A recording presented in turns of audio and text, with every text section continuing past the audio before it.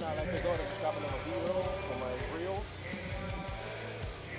At some point, I would like to go and grab some B-roll for my reels. Yeah, no worries.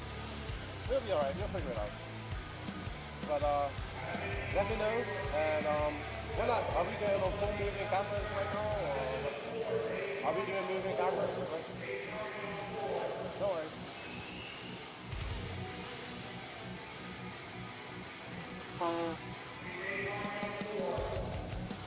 I can hear you, good buddy. Are we going? Did you put monetization on? Are we going moving cams right away? Okay.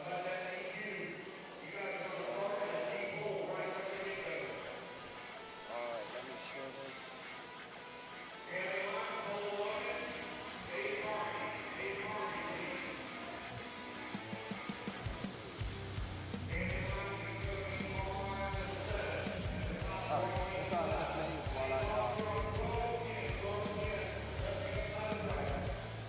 I just see the logo. Good morning, everybody, and welcome to the inaugural RC program here at the Lake Waccamaw Stadium here in North Carolina. It is the first RC program. Today is qualifying day. We will have 10-minute qualifiers for everybody, e-buggies included. Yesterday we had practice. Right now we have a little bit of early morning practice going on for those that did not show up yesterday, that showed up late. So they got about an hour and a half of practice today. So last night we had the first ever RC Pro-Am draft, and it was an absolute blast. We had it about 8 o'clock yesterday evening, where the pros went out and picked the sportsmen and intermediate drivers. So what's cool about this draft is that the sportsman drivers carry the most points going into it, intermediate second, and the pros have the least amount of points. So I believe it's a payout for the teams. So each points are scored at the end of the race. So we had 8 pros in e-buggy and 15 pros in nitro buggy, and we had a draft where they picked cards and they picked numbers when to pick the drivers, and they could pick either an intermediate driver first or a sportsman driver first. And it was really cool. Everybody was sitting off, waiting to see who they got picked. When people got picked, they were clapping, and then it took about an hour, and we had all the picks, and these pros got their teams picked. And then we had a little bit of finger food after, so thank you to Brent for all of that. It was really cool, a great concept. It was a lot of camaraderie last night, and it was pretty cool to hang out in the track with everybody after the race. So today we'll just have qualifying, points from qualifying also carry over. We'll be doing like TQ points and whatnot. So remember, not only does the pro have to do well, he has the least amount of points. But the sportsman guy has the most, so that they want him to do well. They want the intermediate to do well because he has the second most points. So I know I was talking to Patrick Rossiter and Gene Sharp. They're on one team. They were up to 3 o'clock last night, fixing one of the sportsman driver's car, making sure it was right. So this is all about teamwork. They're going to help each other pitting. If anything breaks, they're going to fix it. Set up, encourage their drivers. It's a really great team building concept, building camaraderie. And it's putting other drivers with pro drivers to get advice from them, and we look forward to all of this. You can follow all the action on the WRCE YouTube and Facebook, as well as the NNRC YouTube. We'll also be getting it up on the BRCE YouTube and Facebook as well. I'll be on the 1s and 2s all day. We got pit lane reporting. We got Lance up there doing the RD, and of course Danny out here doing his live streaming. We'll have moving cameras today as well. We appreciate all the support, and we look forward to bringing you some great coverage from the first ever RC program here in Lake Waccamaw, North Carolina. With that said, Nitro is the glory, e-buggy pays the bills, and Lefty is out.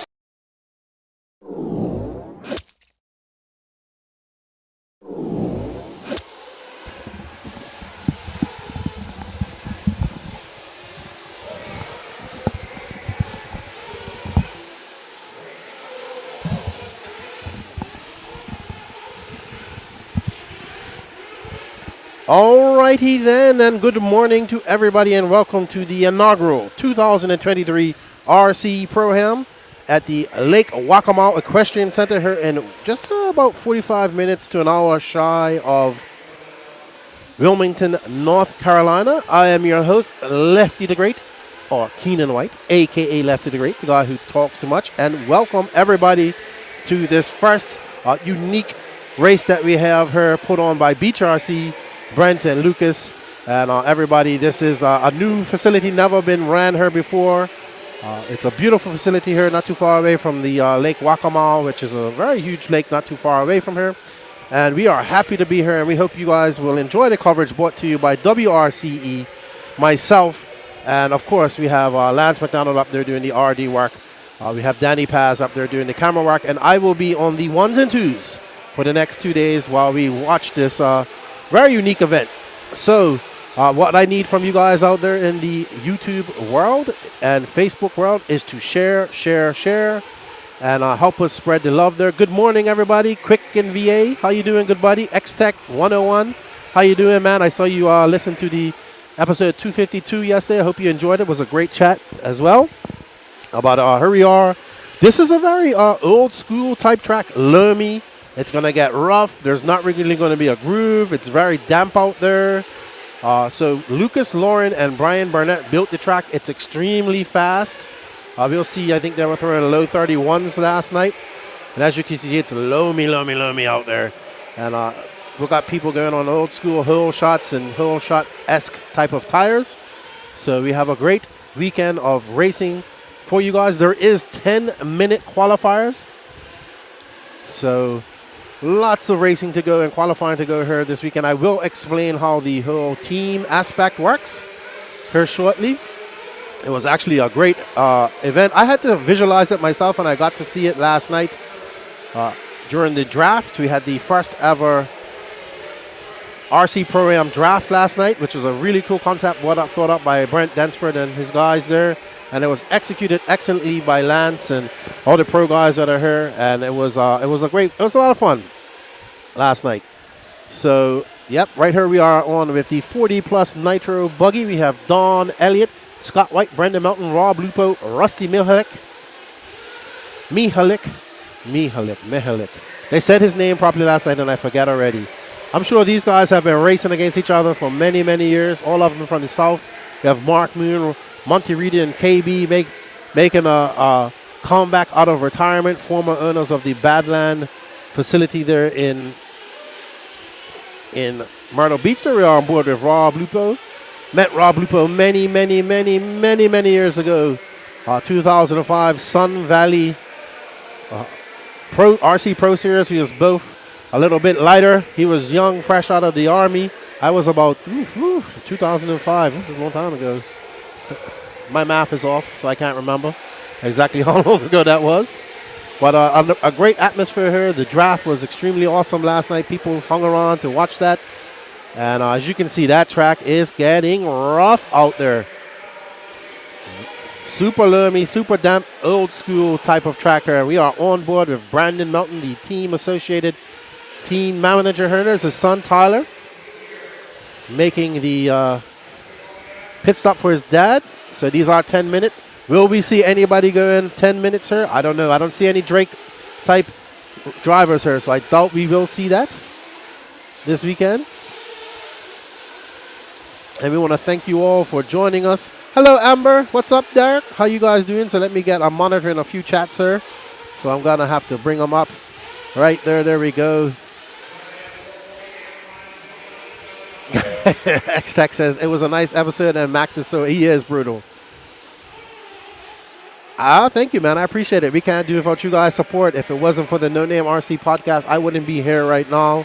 I'm super happy to be here. As you guys know, it was a little bit of a chore. Not a chore to extent, but I did miss my flight coming into because of Tropical Storm Franklin, which really wasn't a tropical storm for me. But I had to fly into Charlotte, and I want to say thank you to my good buddy Blake Baker, who came and picked me up in his Piper P39, I believe it was. And he took me on a little tour. We went up to Moorhead City. Interesting story about that. I'm going to tell it on the podcast. All I say is RC is awesome, and I am rich in relationships. So thank you to Blake. We went on a plane ride. It was fun. I got to fly a plane, and then we landed here not too far away from the track. So awesome time here getting to the 2023 RC Pro-Am.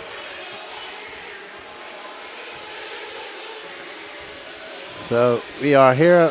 I'm monitoring quite a few chats here. I haven't even got the Facebook chat up yet. I need to get that up.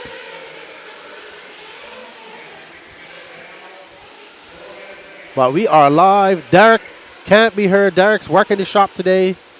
But you got to go to LCRC last weekend. So that's right. Don't burn down the shop. Hello, Clubhouse. How you doing? Welcome. Please, guys, share this, share this. Great event. So I want to explain kind of how the draft went. So I'm a visualizer, so I have to see things in order to understand how it works. I'm just kind of an idiot like that.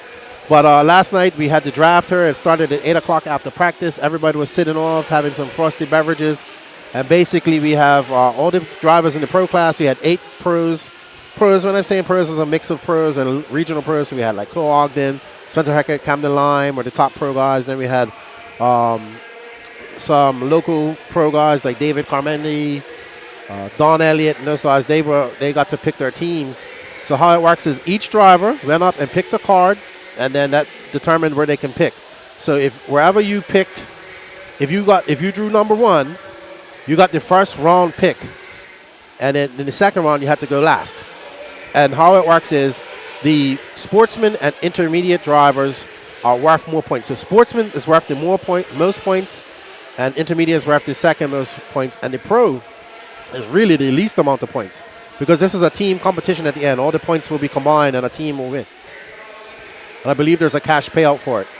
So the pro guys really don't have that much, their points don't really count as much. And the point of the Pro-Am is to have the pro guys helping out the amateur guys and the intermediate guys to make their cars better. I know Patrick Rossiter was up, him and his other teammate were up working till 3 o'clock in the morning on the sportsman driver's car, getting it all set.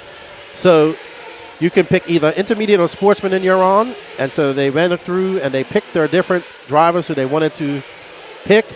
And it was fun. People were clapping, and then they took team pictures and all that type of stuff.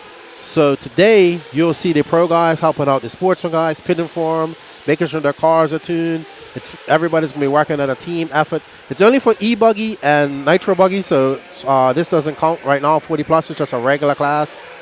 No team effort. But it's a really great concept. It was enjoyable. People were hanging out at the end of the day, and it was an absolute blast. Like people were clapping and cheering on, and people were hoping to get picked. Some people were upset they didn't get picked. So, but I can't wait. It's a great concept, great team building, great for camaraderie, and just something different here doing at a race. And not too many entries here, unfortunately, because this is the first race at this track. And there is a bunch of racing going on this weekend. Lots of racing going on all over the United States and Canada. So we have a nice little turnout here. It's going to be comfortable enough to give everybody here 10-minute qualifiers, so people will get plenty of track time. Tomorrow will be double A mains, 10-minute A mains for electric, 10-minute A mains for electric, 20-minute B mains, 30-minute A mains. And points count, because points from qualifying and TQs and all that stuff count. And I will have all that in front of me once the spreadsheet's up. And I just hope you guys are enjoying the coverage. We need you to share this, get this out in the algorithm, and show people what's going on. And a little birdie tells me that this is where Fall Brawl is going to be at the end of December. So at the beginning of December. So we shall be back here. Interesting dirt here. Kind of more of a sandy type of dirt, so not as much clay as we see at a lot of the indoor arenas. But that's great, because now we have a different surface. It's going to get rough, and it's going to be awesome. Yeah, the turnout's not too big. I can't remember the exact entry count, but man, it's a lot of racing going on this weekend. Quick in VA. What's up, Derek? He says, yes, I made the A-man. Which one? In Nitro? Man, LCRC is a beautiful, beautiful facility. I actually want to go to the I wouldn't mind going to the Mugen Challenge next year. So hopefully I can make it up there. We have Jared Bard in here. He's going to be doing some pit interviews as well. And all that good stuff at the clubhouse. This is at Lake Waccamaw Equestrian Center here in Lake Waccamaw. It's about an hour south of Wilmington, North Carolina. The first time there has been an RC event here in this arena. It's not as deep as a lot of the other arenas we go to. It's actually, it's about, I would say, the the depth of a AMS or a SIC, but it's longer. So it's a really fast race. We got a lot of people, locals coming here for the first time for their first big race, and they're having a good time. Intermediate Nitro Pro. Yeah, I love LCRC, man. I went up there for the 2021 Nats, and it was absolutely beautiful facility. The Kevin and his wife, they run a very tight ship, and it was great to see, and I look forward to going back up there. Up next, we got your good buddy, the Angry Elf, Matt Novoso, Patrick P. Diddy Rossiter, David Olson, Jake Steichleather, Devon Alford of Raha, of YouTube fame, very famous YouTuber here in RC. He's been doing YouTube for quite some time. Good to see Raja. Haven't seen him for quite some time. There's Lucas, sweating already. If you guys haven't checked out Lucas's excellent documentary from the Nationals, please do. And then we have David. Oh, no. Oh, no. We have a fire in a trailer.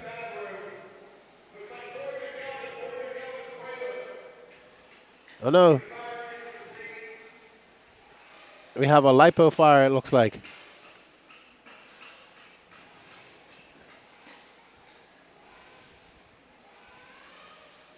I can't see it at all. Oh, no. Oh, no. So it looks like we have a fire in one of the campers here. I'm assuming it might be a lipo fire. I hope not. Well, it probably is. What's up, Mark Moon? I guess they didn't see my video of me almost burning down my studio. Always charge your lipo. Always charge your lipos in a lipo container or sack. We are going to go to a quick commercial break, everybody.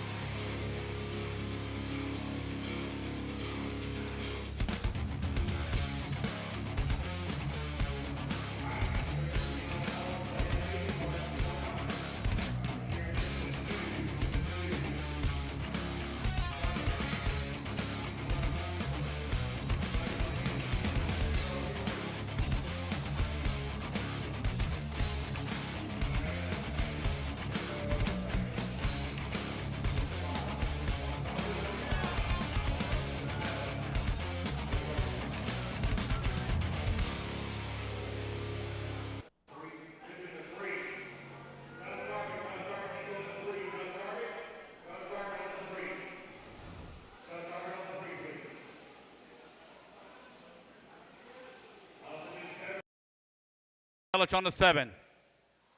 Josh Garbett, please move to the 3 bucket.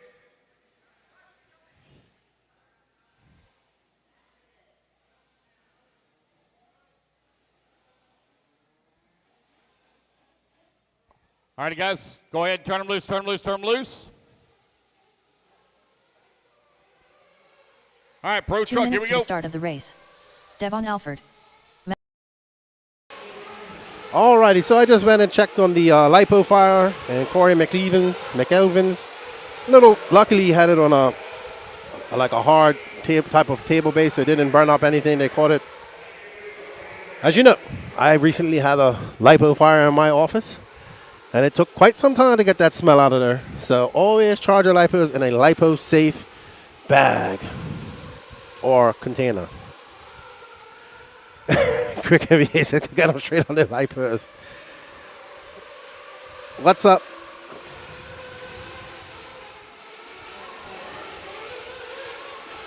All right, Danny, can you repeat that to me, please? Okay, yeah, so we are live on WRCE, YouTube, the NNRC YouTube, also on Facebook, Live RC. Are we on Facebook, Danny? On WRCE Facebook? Danny's checking. He's in my other. So if you guys see me, I'm actually wearing 2 headsets. I'm wearing one of the Race Tech headsets, and I'm wearing my other headset. I'm all headsetted right up here. No camera, no camera. You guys ain't got to look at me this weekend. X-Tech. Sounds like an episode of Top Gear. It's no longer a Panfire. It's a Vanfire. It would have, if it wouldn't have been called, it's some A quick press, I went through some sand on there, and got it under control. All under control, as best as we can. Derek says he is an angry elf. Alrighty, everybody. We thank you guys all for joining. Please share this. We do have a few pro guys there. Okay, Facebook Live is on the RC Pro-Am page. Thank you, Amber. I haven't gotten to all of that. Maybe I should be a little bit more prepared. And we are on the clock for the 10-minute qualifier. So this is the TZO Tires Pro Nitro Truggy and WRCE. Yeah, maybe we need to get it hooked up to the NNRC as well at some point. I actually need to bring up those Facebook pages as well so I can monitor the chat there. Dun, dun, dun, dun. And it's very humid here this weekend here at the Lake Waccamaw area. We are expecting some rain. It's a little overcast. It's actually nice and cool. It's supposed to be hot here this weekend as well, so it's always good to have a little bit of coolness first thing in the morning, a little humid. But all in all, it's a good day. And we are looking forward to the people that are here are going to definitely get a bunch of track time with 10-minute qualifiers for each class. So that was the beautiful thing. With not that many entries, people get a lot more run time. If you want to, you can go on the RC Pro-Am page and check out the Facebook feed. And also, I'll be monitoring the chat there as well. Also on WRCE, and we are, of course, on Live RC. So TZO Pro Nitro Truggy, we have S-Works team manager David Olsen, Kristen Payhood, Matt Navoso, Patrick Rossiter, David Carmandi, who did not pick his wife. And he's in the e-buggy and the Nitro buggy class, and he did not pick his wife, Katie, to be on his team. So that's going to be an I was talking to them afterwards, teasing them. I was like, Dave's like, I know every nut and screw in her car. And Katie's like, Cole's already said that he's going to take my car and hide it. So everybody's really getting into the team aspect of it. That's really cool to see. And yeah, I'm going to actually post up the team pictures here on the NNRC Facebook, but you can follow all of this on the RC Pro-Am. And this race is brought to you by Beach RC. We thank Beach RC for bringing such a great event, and a plethora of other sponsors who I will name off once I have a sponsor list. And thank you guys for tuning in.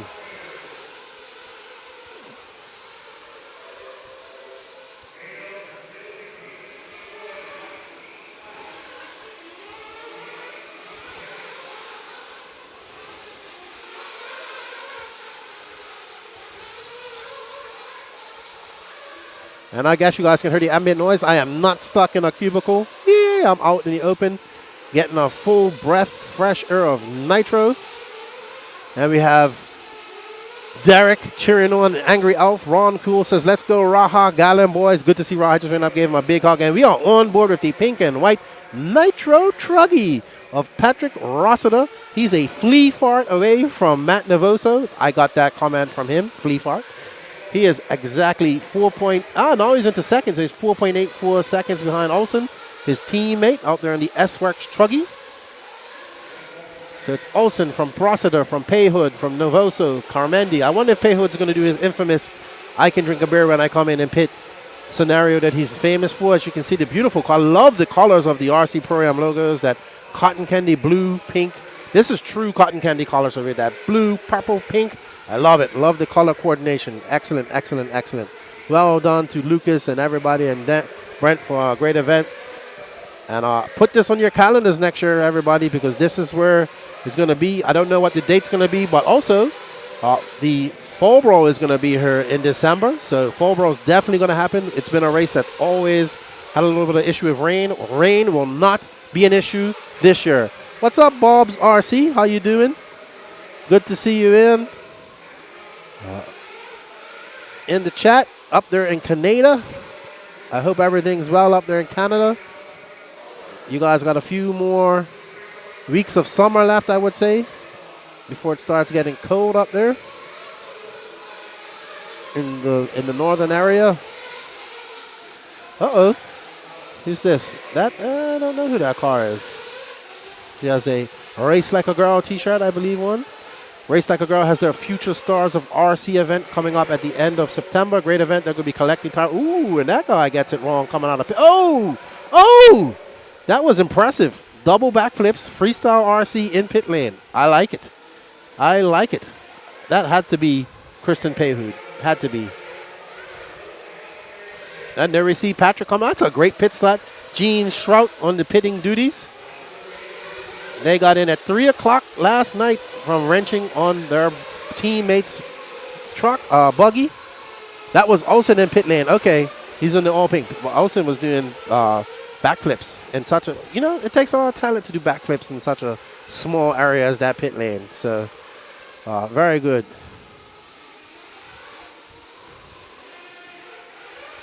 And there we go. Great shot right there.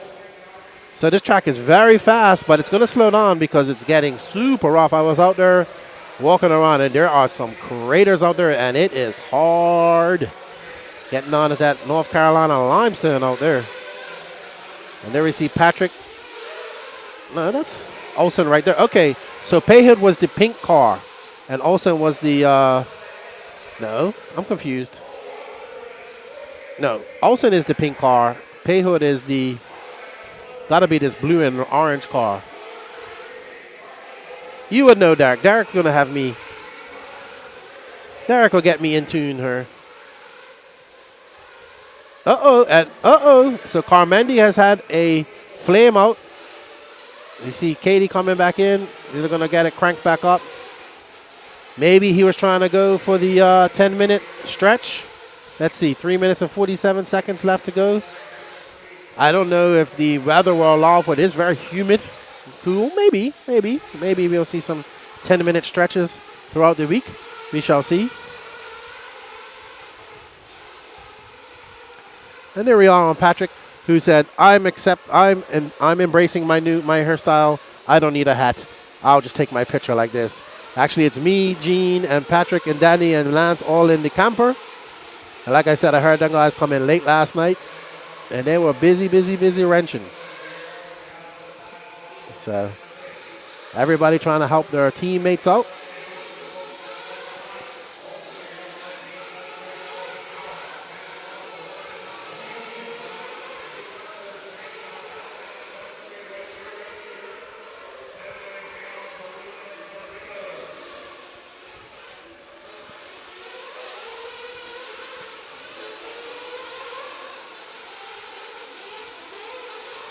Okay, Payhood was, okay, got you covered. Thank you. Haven't seen Payhood for a long time. He's got a real job in full-scale racing right now. Right, Derek, I believe? No, Payhood. I always like to say Pahood. I don't know why I always want to say Pahood. And I've been corrected many times that it's not Pahood. But I like Pahood, so I don't know. Maybe we'll stick with that.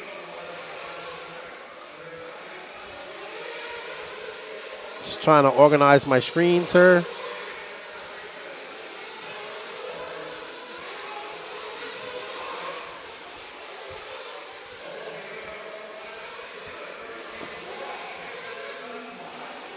And we can hear Lance McDonald in the background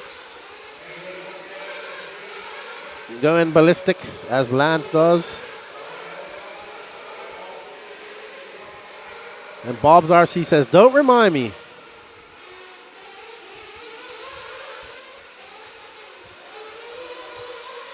You got a lot of guys cheering for Raha. Always good to see Raha.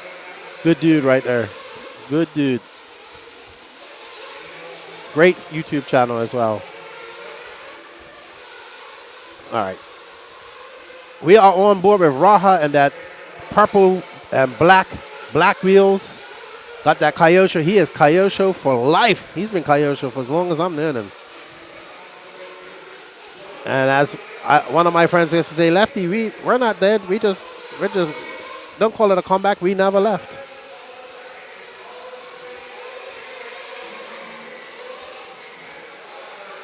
So if you guys are in the area, want to come down and watch some racing and hang out, come down, check it out. Come see it in person. Like I said, we do have some fast guys here. Camden Lime, Spencer Heckett, and Cole were flying yesterday, man. They were coming on the straightaway, hugging that pipe. They were wide open. And Patrick now is still behind David Olsen. He's actually not too far behind him. Is 0.6 seconds, 6/10 of a second back behind. There's Olsen right there in that all pink S-Works. Oh man, this track is getting gnarly. It is gonna get rough. They will do some maintenance tonight, I was told, but no maintenance today.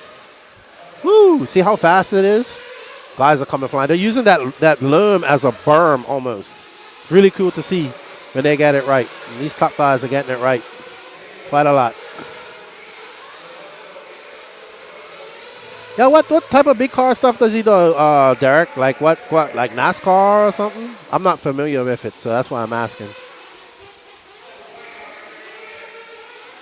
All right, I'm going to have to do it like this. I'm just sorting out my screens. Lance has a plethora of screens for me here now. Lance McDonald going out, doing it big. I have vertical monitors, horizontal monitors, you name it. I can see everything here. And then I can see the race as well. See people passing by. Oh, Le Mans Rolex cars, like the 24 Hours of Le Mans. That's cool. That's cool. That is cool. Hey, it's a good dude. These guys like to come and have fun here at the track.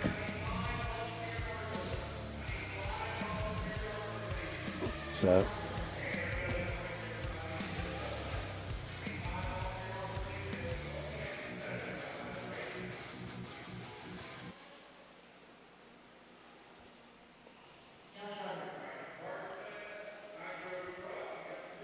Alrighty. So up next is the WRCE Sportsman Nitro Truck Heat 1 of 1. Corey Humphries, Johnny DeSanti, Josh Garbett, and Drew. I haven't seen Drew Singer all morning, so I don't know if he's going to make this race. Oh, wow. So Derek says that. That's Drew Singer right there. That's anyway, Drew. If you heard Drew Singer on some of the older NRC podcasts, he has some very interesting stories that involve things I can't talk about on a live. So, all good. Good to see everybody here. Really enjoy coming to the Southeast here, hanging out with my RC family. And this race, you know, it's good because I'm out and about and I can get to see them and they can come and talk to me. So it's always good. And if you guys are in the area and thinking about coming by and just watching some race and come down, there's a great atmosphere. And, you know, it's always a good day when it's RC involved. And we see the sun peeking out here a little bit. But it's actually great temperatures right now. And we are looking forward to some good racing here at the 2023 RC Pro-Am at Lake Wakamaka Equestrian Center here in beautiful North Carolina. Beautiful state. Got a view of it. Really good yesterday with my buddy Blake. And really appreciated him taking me around and let me fly his plane. No, and luckily I didn't crash it. That was what I was worried about. Then we went about 6 miles offshore, and I was like, hey, dude. He's like, you know, this is my rule of thumb. I don't go too far offshore because I want to be able, if anything goes wrong, I want to be able to glide in. And I said, good rule of thumb, because I don't want to crash in the water and get eaten by sharks or orcas. Orcas is my thing right now. I do believe, I have seen the alligators of Florida, so they do exist.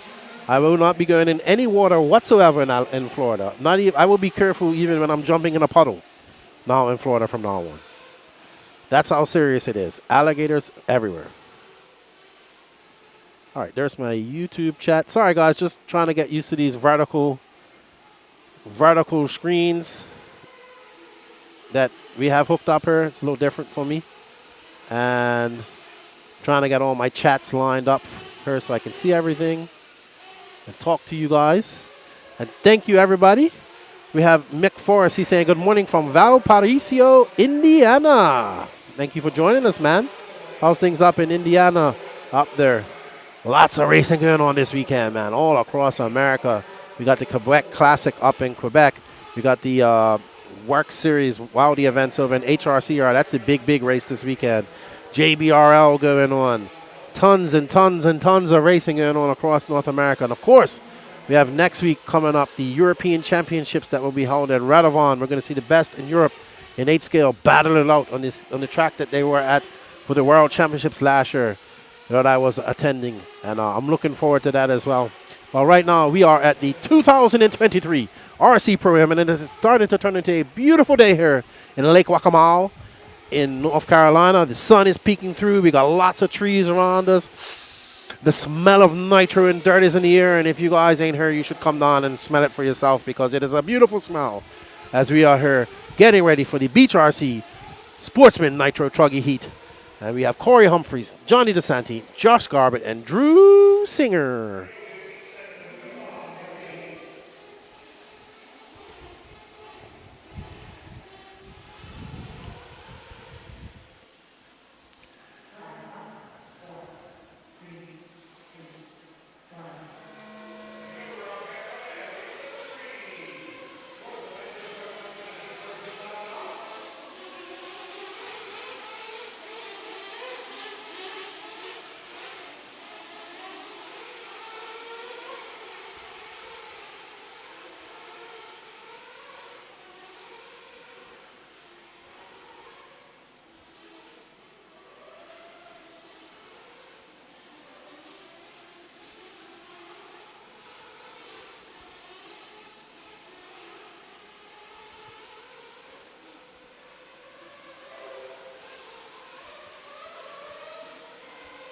And if you guys can, please share this.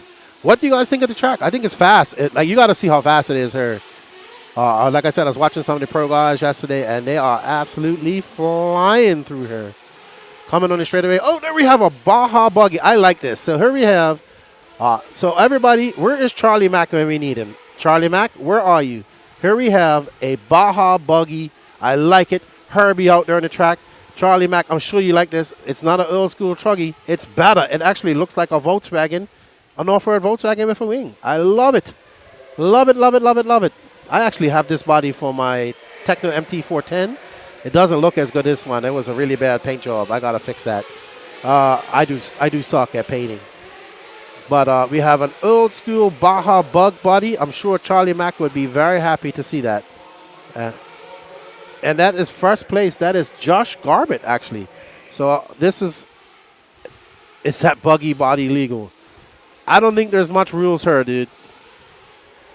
Yeah, it's legal. There's no rules here. We're just having fun.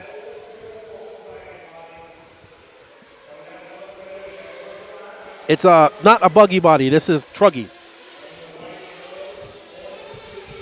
Yeah, it looks cool out there, ain't it? I thought it looked cool when I saw it yesterday. What's up, Gaines RC? Ooh, there you can see how loomy it is. Man, it is fluffy out there. You go out there and you just leave big footprints. Fluffy, fluffy, fluffy. So all of this equipment, the driver stand and pit lane, used to belong to Josh Garbett, who's actually out in the lead now from the Blue Ridge Mountain SRS. There's Johnny DeSanti.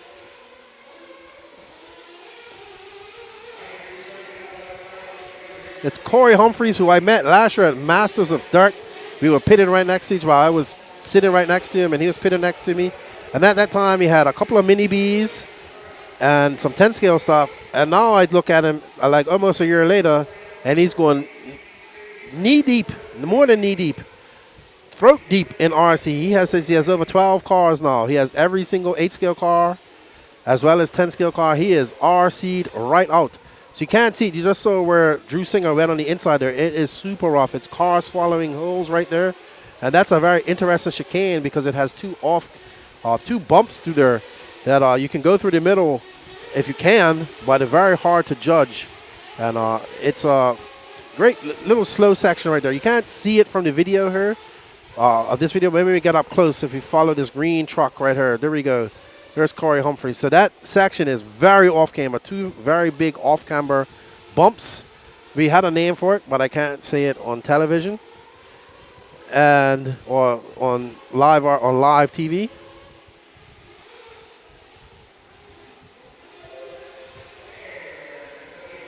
There's Corey Humphreys on that lime green bruggy. And there is the Baja Beetle. 10-minute qualifiers here at the RC Pro-Am. I do like this Volkswagen body. Where is Charlie Mack? Can somebody share this to Charlie Mack? Yeah, the track's nice, Gaines. Very fast. But it's going to slow down because it's getting rough. And very loomy. So you got people out there on pins. If me, I'd put on some old school Crime Fighters and just stay out in the loom. There we go. Corey Humphreys coming in. Alex Matos doing the pitting duties. Everybody was enjoying the draft. There's the Baja Bug. We got Alberto coming in doing the pit duties for Josh Garbett. Que lo que Alberto. He hails from the country that I live in, the Dominican Republic. I go up and talk to him in pure Dominican slang.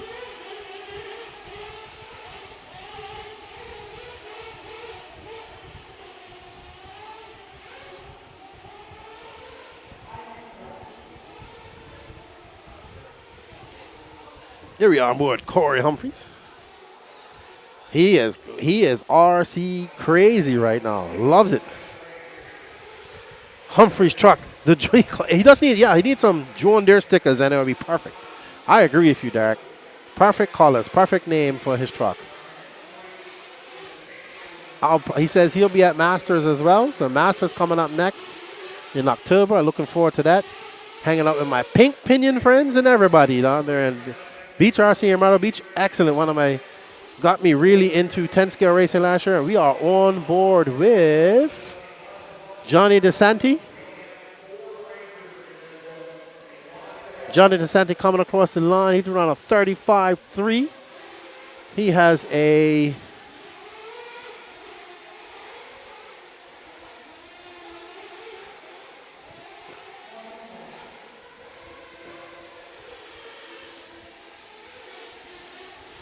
Lucas coming over to inspect and make sure everything's all right. What's going on, Lucas? What cup coffee are you on? What number cup coffee are you on now? What number cup coffee? I've had 2. Yeah, I had to put it down for a while and do the track maintenance. I saw that. I almost forgot about it. But then I covered it up to stay warm. There you go. Lucas is just hanging out, not racing, not doing much coverage. He's after that excellent documentary that he produced. He's taking a little, what's the word? Creative break from creating content. I'm saying after your documentary, you're taking a creative break. So excellent documentary. If you haven't gone on already, go to beachrc.com, check it out. He did a great job of documenting his nationals experience. I watched him doing all the content. He was constantly busy walking around with his GoPro and his other gadgets, getting cool content. So I know how much work he put in just grabbing the content. I can't imagine how much he did doing the editing and whatnot. So I'm just trying to get something here fixed. So I want my pace.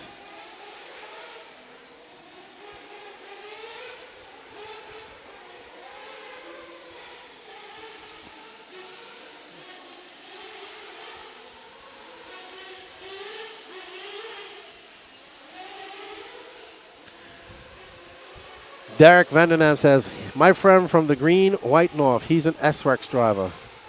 Who's that? DeSanti? Yes, it was, Gaines. He did it was a lot of work.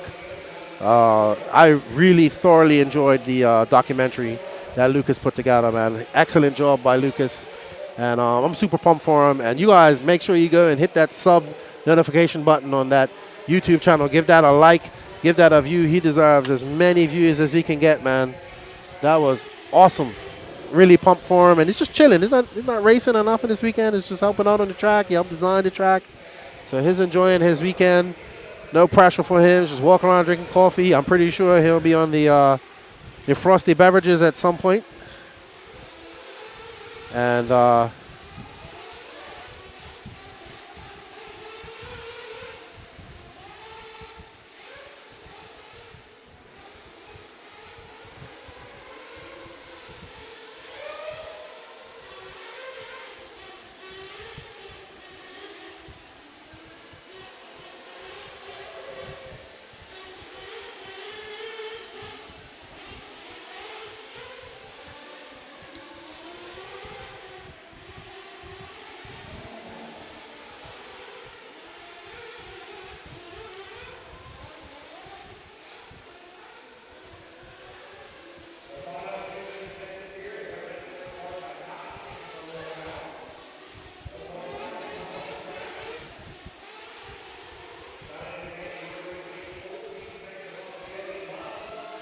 Alrighty, we have 35 seconds left here.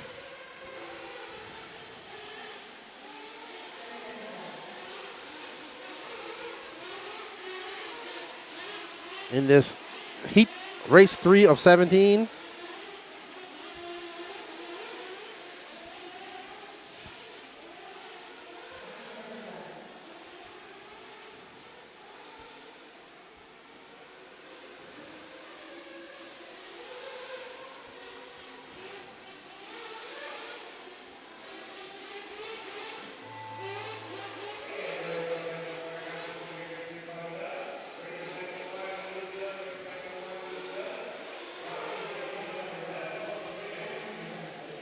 All right, so it's Johnny DeSanti from Corey Humphreys, Drew Singer, and Josh Garber. There's DeSanti rocking an epic mullet with a braid.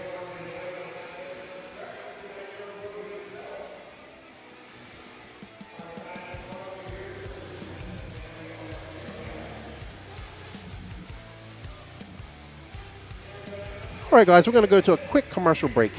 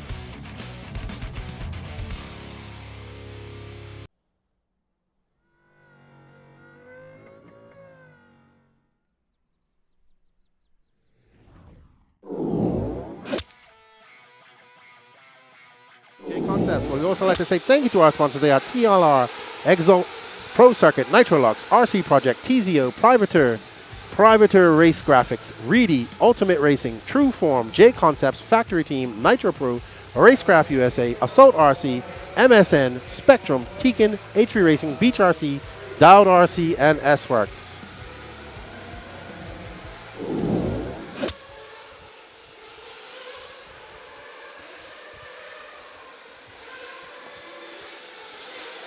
Alrighty, up next is the Ultimate Racing Intermediate Nitro Truggy, Heat 4. We have one heat of Truggy. It's Jeremy Talent, Daniel Stolte, Daniel Orlando, Scott White, Mark Whitlow, Maddie Long, CJ Serrano, and Josh Fine.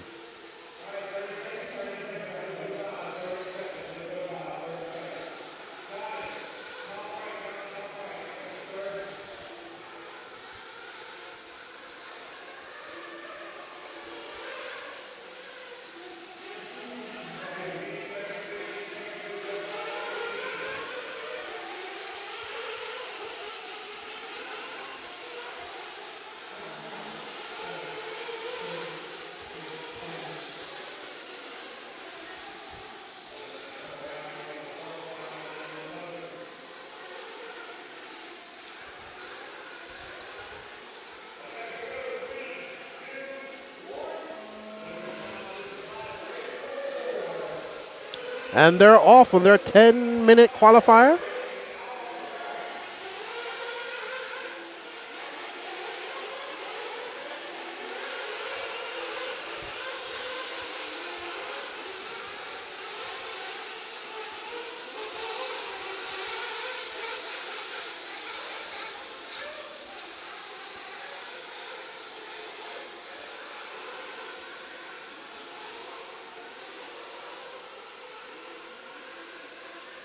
I do not see him.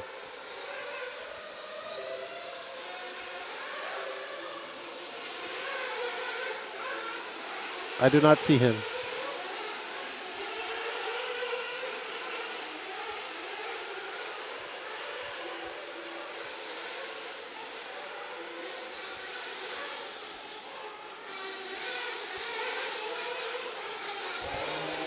Alrighty.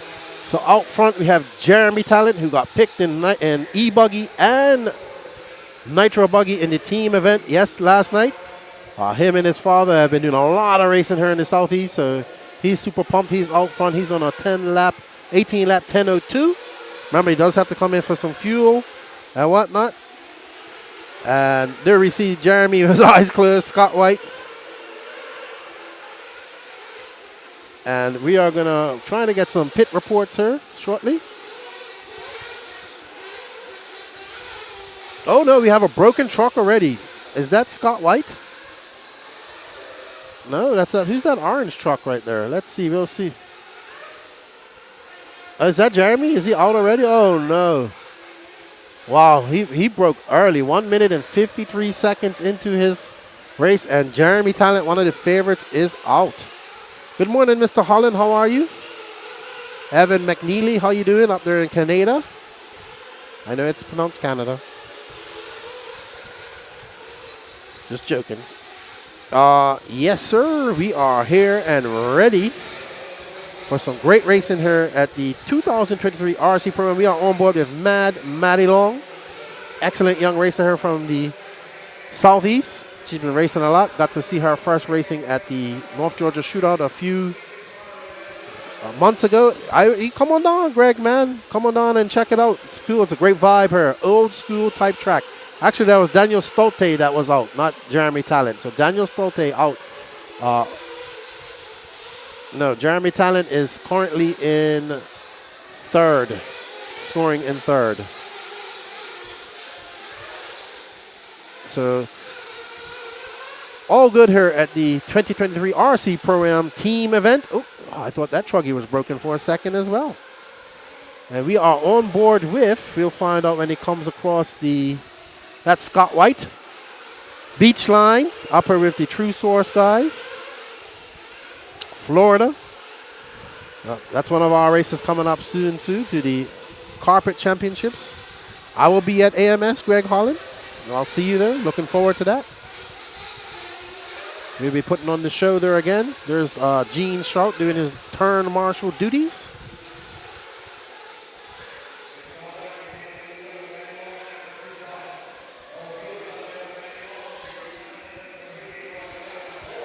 And we are here racing. Oh, great pit stop. Oh, got a little bit wrong. That pit lane is actually very slippery with that fine dust in there. Okay. Here we see TJ Bradley and Daniel Chavez pitting somebody. There's Scott coming in now. Scott White coming in, and they get him out, and they splash fuel all over everybody.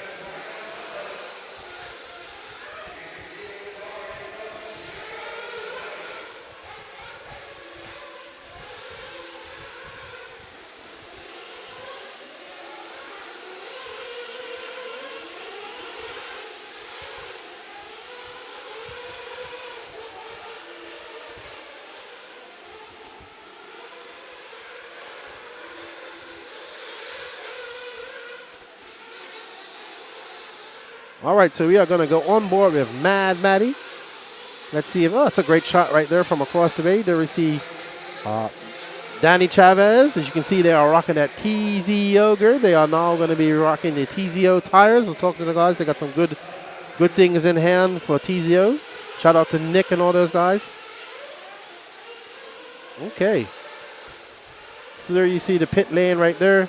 We see Rusty Mihalek and her Maddie Long's dad right next to him, Wayne Long. There we see TJ and Daniel Chavez. Right there, I asked Daniel what's the color coordination for the upcoming Carpet Champs. You see Raha pitting his boy. You see Mark Wifflow and his wife and daughter getting ready for pit duties. Don Elliott there. We see Davey Talent cheering for his son Jeremy.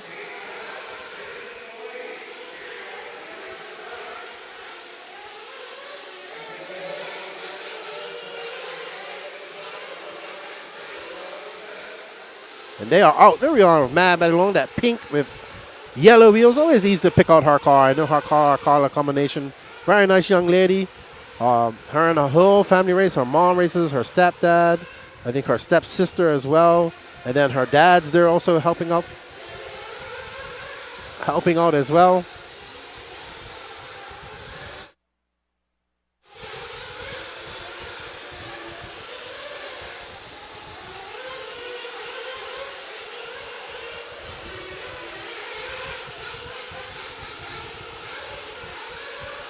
I have not. Nope.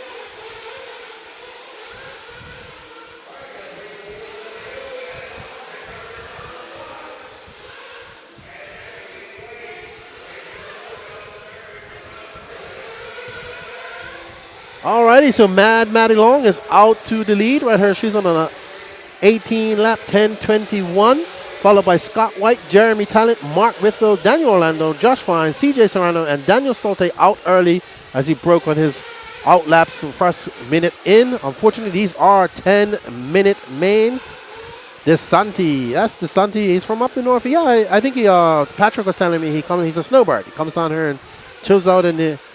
Wow, it's not cold out there right now. It's hot. But Johnny DeSanti. All right, Greg. If you guys can help us out, you want us to help us out, please share, like, get this going. Get it out into the algorithm. I know it's early. It's only 10 o'clock. We're on the East Coast. It's still early out there on the West Coast. But we are racing here in Lake Waccamaw, North Carolina. I have to say, when I'm here at this place, and it reminds me of like one of those summer camps that you see from a horror movie like Friday the 13th. Every minute, I think Jason Voorhees is going to come out from somewhere and chop us with machetes. I shouldn't say that, but if you guys were in my era, you watched Friday the 13th as a kid and had nightmares, it kind of reminds me of that here. But it's a cool place. There's no lake. The lake actually is nearby here. I believe this is a boys and girls home here as well. So equestrian arena. As you know, RC races are held in lots of equestrian horse arenas around the USA. It's a great place to have an indoor race. We see this becoming more and more of a thing because it just gives people a guaranteed race. And we are on board with Mammoth. She is looking flying out there. Getting that AE truggy up over that triple. You got to carry a lot of speed coming through that corner to get it up to there. Going through this off-camber bomb section. That is actually a very deep hill right there as well. Going up into that. As she zooms, comes up over that little roller. And let's see how she comes down the straightaway. Full chat, full chat, full chat, full chat. And up and over. There's very rough there as well. You can't see it. As you can see, it's an old school, loamy, damp, rough type of track. These are the type of tracks we used to dream of back in the day, and she's very smart racing there. She decided not to go for the triple. She got a little wide, a little bit squirrely. Very young, very good composure from the young lady up here racing against all the men here, and she gives them fits. So it's always, you know, like Katie Carmendi says, race like a girl, don't give an inch.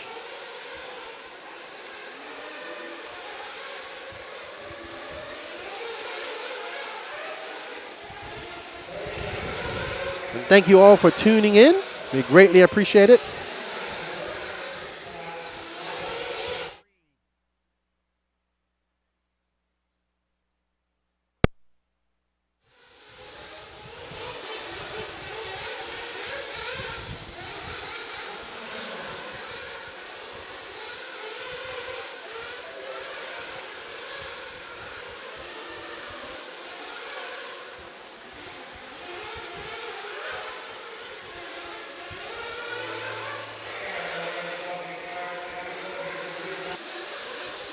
Yeah, I am here. We are on board. Maddie Long taking this Q1. She's going to be the first round TQ of intermediate nitro truggy. Well done, Maddie Long. Followed by Scott White, Jeremy Talent, Mark Withrow, Daniel Orlando, Josh Fine, CJ Serrano, and Daniel Stolte. Even though he broke, he's still going to be okay. So, very good. Good job. Well done to Maddie Long. Getting very good here. Very young. Always good to see young female racers coming up and racing. Always good to see young racers, period. But definitely, RC is for everybody, females included. So it's always great to see them racing here and as a family as well. So always good to see. I think it's almost time for coffee number 3 at some point. All right, up next is race 5 of 17, Factory Team Sportsman Nitro Buggy. We have 2 heats of Nitro Buggy. We have Charles Yates, Michael Hine, Mark West, Jerry Godou, Christopher Wilson, Alberto Santos, República Dominicana, Tim Sink, Andrew Matos, and John Scrappitz. Scarpets. Someone's going to scrap it. Scrap it. Someone is going to tell me how to say that because I messed it up.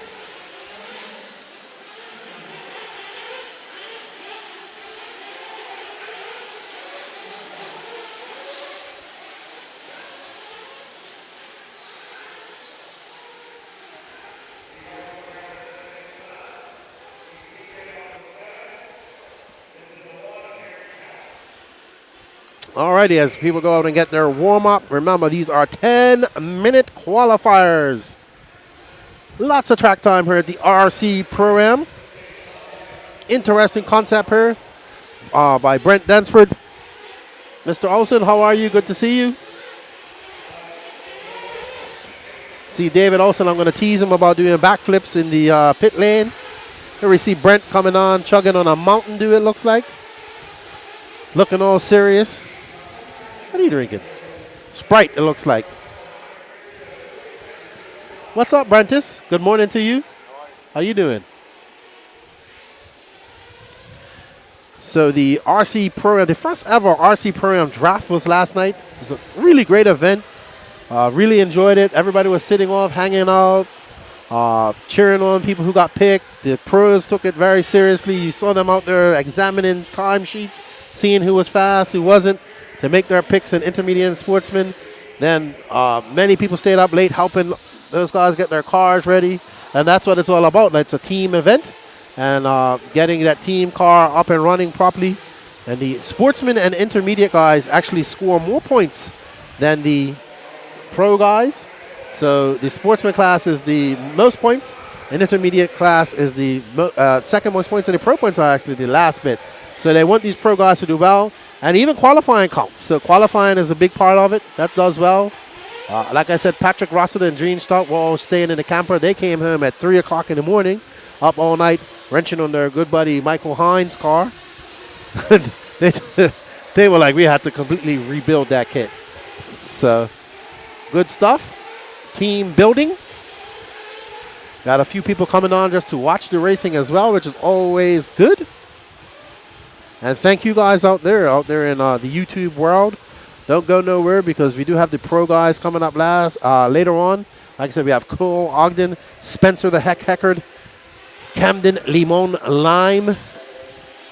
All looking very fast. That's going to be a great race between those three guys, to be honest. So I'm looking forward to that. And then we have some local pros as well. We have Jake Steichleather, Patrick Rossiter, Don Elliott, Dave Carmendi, who did not pick his wife for either of his teams. So that's gonna be interesting to see. Always good. That was funny. When he didn't pick his wife, everybody was like, woo.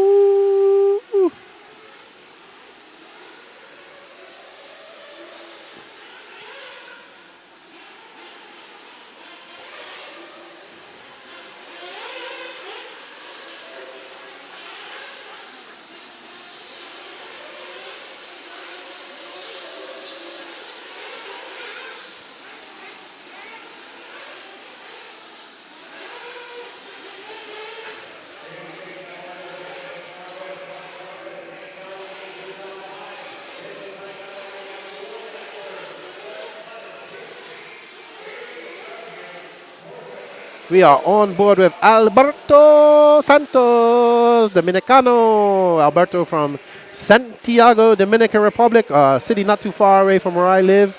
I actually fly out of that city quite often. It's very good flights. Second biggest city in the Dominican Republic. Now residing in, I believe, North Carolina. Avid racer. And great dude. And we have our chat disconnected here, so not sure what's going on there. But I will be back. And right now, it's Tim Sink, Mark West, Alberto Santos, John Scrappitz, Charles Yates, your top five. So this is your Sportsman Nitro Buggy. And good morning to everybody out there in the YouTube world. Thank you for joining us.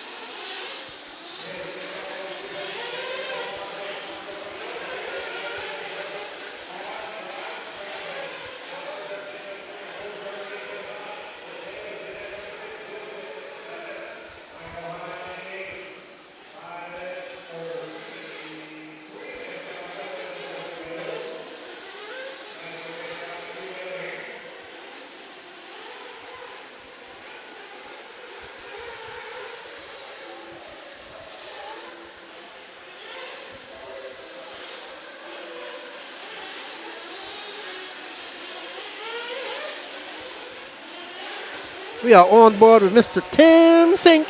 He's on a 17, 10, 20. Remember, these guys will have to come in for a pit to get some fuel. They are 10-minute qualifiers. Plenty of track time for the racers here, so they're getting rewarded for coming down here and supporting the first and inaugural RC program at the Lake Waccamaw Equestrian Center, just about 45 minutes to an hour outside of Wilmington, North Carolina. There's Mr. Pahood right there. Pahood. Working at the Le Mans Rolex series now. Then we see, I know I missed who that was in, but old school fuel bottle pit stop. And they're out.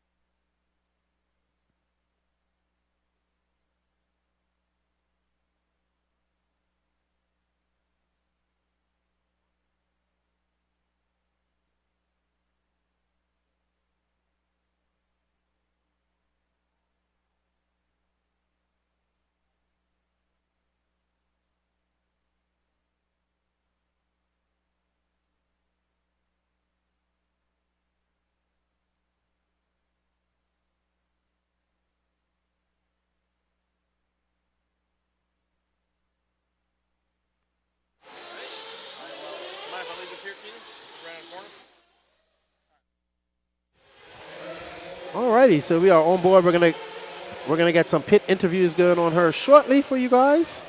So we look like that. That's Jared Barden going out there for the Tekin pit interviews.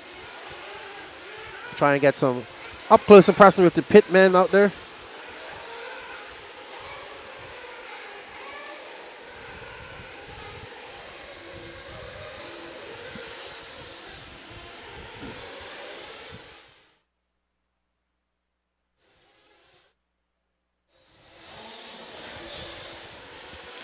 So we're going to have a chat with Tim Sink's pitman, who's currently scored in third.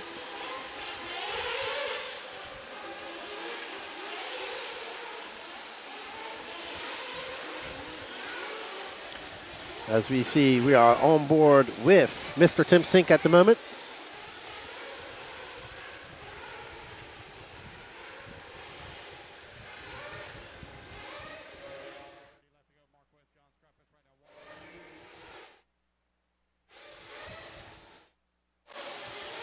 All right, guys, we are live here with Kevin Bullock, our pit man for Tim Sink. Kevin, how are you today? Doing good. All right, man. I saw you that pit stop for Tim. Looked like you got him out pretty good. How's the car running? How you like the track, and how you like Tim's chances in this race? Tim's car is looking pretty good. I've known Tim for a long time, and he's driving really good. And the track's good. Awesome, man. Well, I hope you guys have a great start to your campaign for the RC Pro-Am, and really looking forward to seeing how the points play out. I know Brent's keeping running spreadsheets. So anybody you want to thank for being here this weekend? Yeah, just Wendell Smith for helping us out with the trailer and fixing the generator, and for Brent and his guys for putting on this race. We're having a good time. All right, man. You heard it here first. Kevin Bullock pitting for Tim Sink here, and we will be back with more live interviews this weekend at the RC Pro-Am. Thank you, Kevin. All right, thank you, Jared, for a great interview. Good talking to Kevin Bullock, KB. And remember, everybody, the guys that are racing here that are on teams, their points count. So Mark West is a part of, I can't remember whose team. I don't have the list of teams out in front of me at the moment. I will have them at some point. But Mark West is definitely a part of a team. So he wants to qualify good because I believe the TQ points and where you finish in qualifying also counts. I will. But right now, he is out front. He's on a 17-10-32. And he's looking pretty small. He's got a 7.2 second lead over second, which is John Scrappitz. So good job, Mark West, getting out there trying to get some points for his team. The whole team concept. I'll go over it again later on when we get some more people. Oh man, we got some pizza cutter wheels going on out there. He pinned it out in that loom. So great job to Jared Barden out there getting your pit interviews for Tekin. Thank you for Jared for making the trip down here from the Northeast. He will be the RD at the 12 scale Worlds coming up here at Beachline. Also a RD up there in the Northeast, does a lot of events up in Canada and whatnot. You've been up to Otterville too, right? Yeah, he's been up to the Otter. Shout out to all our Canadian watchers and listeners out there. I know they got the Quebec Classic going on this weekend, so shout out to everybody up there up at Bego as well. Lots of racing going on this weekend. Lots of racing. And did you get your truggy going? Yeah. So he's going to do some racing as well here. Ken Rand and the guys got him hooked up with a truggy. So thank you to Jared Barton. That's that voice you'll hear doing all the pit interviews over. And we'll get him out there. And he's going to have to interview himself at some point probably when he does well in truggy. But thank you, Jared, for coming on and helping us out. And we look forward to, we'll get him on here as well later on when he's got a little bit of time. And he's going to do a great job down there. 12 scale is a lot of on-road. You do a lot of on-road, RD. A lot of on-road. Yeah. So he's excited about his first Worlds coming up there in December at Beachline Raceway down there in Cocoa Beach, Florida. The 12 scale, IFMAR 12 scale Worlds coming up. But right now it's all about RC Pro-Am. This is the first team event right here. So these guys who are on teams will be for points, like Mark West. He's now on a TQ. He's currently setting TQ pace of a 16:10:01. Let's see when he comes by. And he will be looking to get some good points for his team. I can't remember who his team is. We will have all of that information out in front of us shortly. Just waiting for all my information to get here. But we are racing here. It is now 10:12 a.m. The sun is just coming up over, beating down on those clouds. It's probably going to get a little warm here. And it's supposed to be the hottest day there. But well done, Mark West. He has a 16:10 flat. Ooh. John Scrappitz, Tim Sink, Charles Yates, Alberto Santos. Charles is also on a team. Alberto is on a team. I believe Tim Sink's on a team. Andrew Matos is on a team. So these guys are all looking to do well. So their team, these guys actually carrying the most pressure because the sportsman guys carry the most points. So all the pressure is on the sportsman guys to do well this weekend because they have the highest point total out of all the pros and the intermediate. So it goes sportsman, highest points, intermediate, next highest points, and then pro has the lowest amount of points. So the pro guys, they have to do well too, but they really need these sportsman guys to do well. There we see Raha walking back. He's out there doing his turn marshalling duties. And we are getting ready for Heat 2 of the factory team Sportsman Nitro Buggy. We have Johnny DeSanta. He's on a team. And we're going to go to a short commercial. We'll be back for the start of this.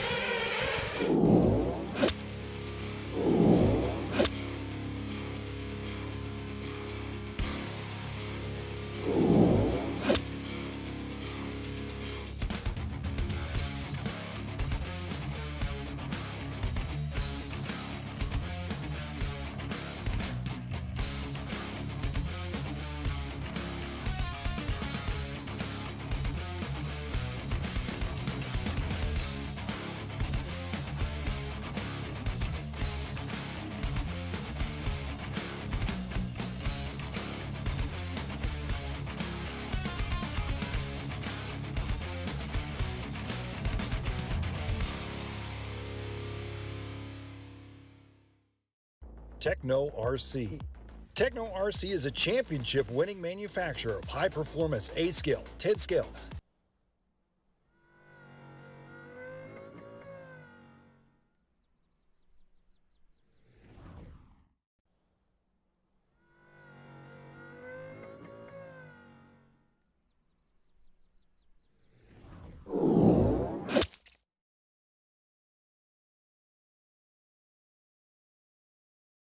And we are back, and these guys are getting their warm-out laps, getting in for a little top-up. They are on 10-minute qualifiers here. And this is your Heat 2 of Sportsman Nitro Buggy, brought to you by Factory Teams. Johnny DeSanti, Corey Humphreys, Davey Talent, Quincy Atkins, Wyatt Van Fleet are all team members. These guys are carrying the weight for their entire team as their points are the heaviest. So the Sportsman guys are carrying their whole team because their points, they score more points than anybody else, so they want to do well. They have to beat Mark West's TQ time, current TQ time of a 16:10 flat. So this is the 2023 RC Pro-Am presented by TLR, and this is the Factory Team Sportsman Nitro Buggy Heat of 2. So remember, let's see who's going to take TQ. Right now, Mark West is out there, and he is, we have an accident right off the bat. I mean, these guys got to keep it calm. You cannot win it on the first lap. You can let it all go on the first lap, that's for sure. And we are on board with, right now, we'll see when it comes across scoring.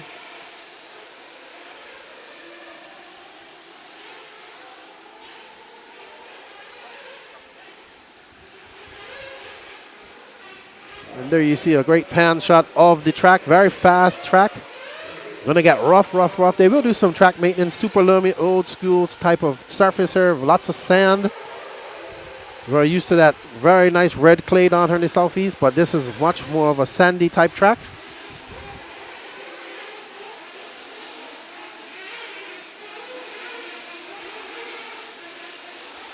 Okay. All right, so there we have Mark West, who's your current TQ. He is also on a sportsman driver for one of his teams. So right now, if that stands, Mark West is going to score the first points for his team. And the important part about this is that the sportsman drivers also, they carry the most points. So it goes sportsman, they have the most points, followed by intermediate and pro. So the pro guys and intermediate guys want their sportsman guys to do well. They will get points for TQ and the most points. So Mark West right now is in front, but we have Quincy Atkins. Okay, thank you. I just got the team. We're going to get all the teams set up for us. I'll have that all in front of me at some point. Jared just showed me what he had, which is good. But also, if you go, quick in VA, if you go on the RC Pro and Facebook page, you can see the different teams that we took pictures of. But right now, Quincy Atkins is also part of a team. Oh, Quincy getting it wrong out there. Quincy is a big dude. He has got to be about 6'7", and he is one of those guys you don't want to mess around with. Very nice guy. He's a sportsman. No pressure for him, but there's lots of pressure because he has all the points. Oh no, and he gets it wrong up over that triple. He's got to calm down. Try not to race those guys and just bring it home, and he needs to calm down because he wants to get on a good TQ place. But Mark West has got a 16-10 flat. Going to be very hard to beat that because these guys do have to come in for fuel at some point. 10-minute qualifiers. Quick NVA Racing. So it's Johnny DeSanti now, David Talent, Dennis Allison, Quincy Atkins, Corey Humphries, Wyatt Van Fleet. What's up, dude? How you doing? All in there. And those guys, Johnny DeSanti, Talent, Allison, Atkins, Humphries, and Van Fleet are all on teams. I believe Wyatt Van Fleet's on Carmendi's team. So it's supposed to be a very good racer. Just started running Nitro. He's going to want to bump it up a little bit. Right now he's on a 15, 10, 12. So you see those guys getting out there in that loam. It's super rough out there. Those buggies are getting bucked all around. And that big crater that we have out there. It's like it's going on to limestone out there almost.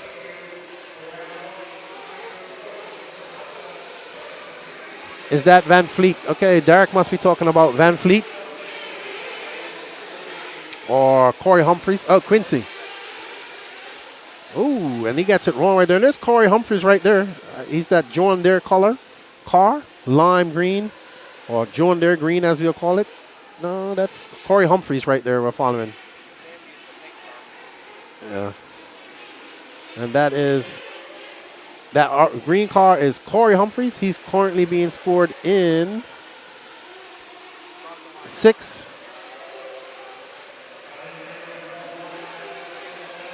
Ooh, and Corey forgets the turn at the end of the straightaway, and he waits. And we are now currently on board with Johnny DeSanti from up in the northeast New York area. Massachusetts. Snowbirding. Yep. Snowbirding down here in North Carolina, even though I think it's snowbirds supposed to be in the winter. John Deere.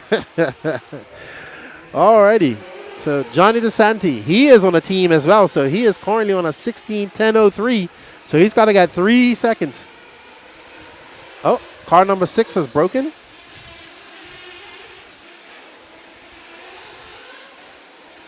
You see Ken Rand pitting for, not sure. All right, we're going to go in and find out what happened with our pit guys. And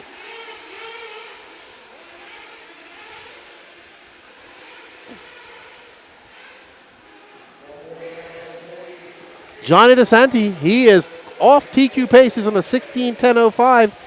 All these guys are all off TQ pace. He's going to look to pick up some speed. He's got 4 minutes and 36 seconds left. If he wants a chance to get in TQ and getting some big points for his team. There you see Angry Alf, Matt Navoso doing the pit duties for Corey Humphreys. He's screaming at Corey. That's why we call him the Angry Alf. What's up, Chemo RC? Did you see that, Derek? Did you see Angry Alf? That was Angry Alf right there. He just shouted up at Corey. As we go, Quincy Atkins now moved up. All right.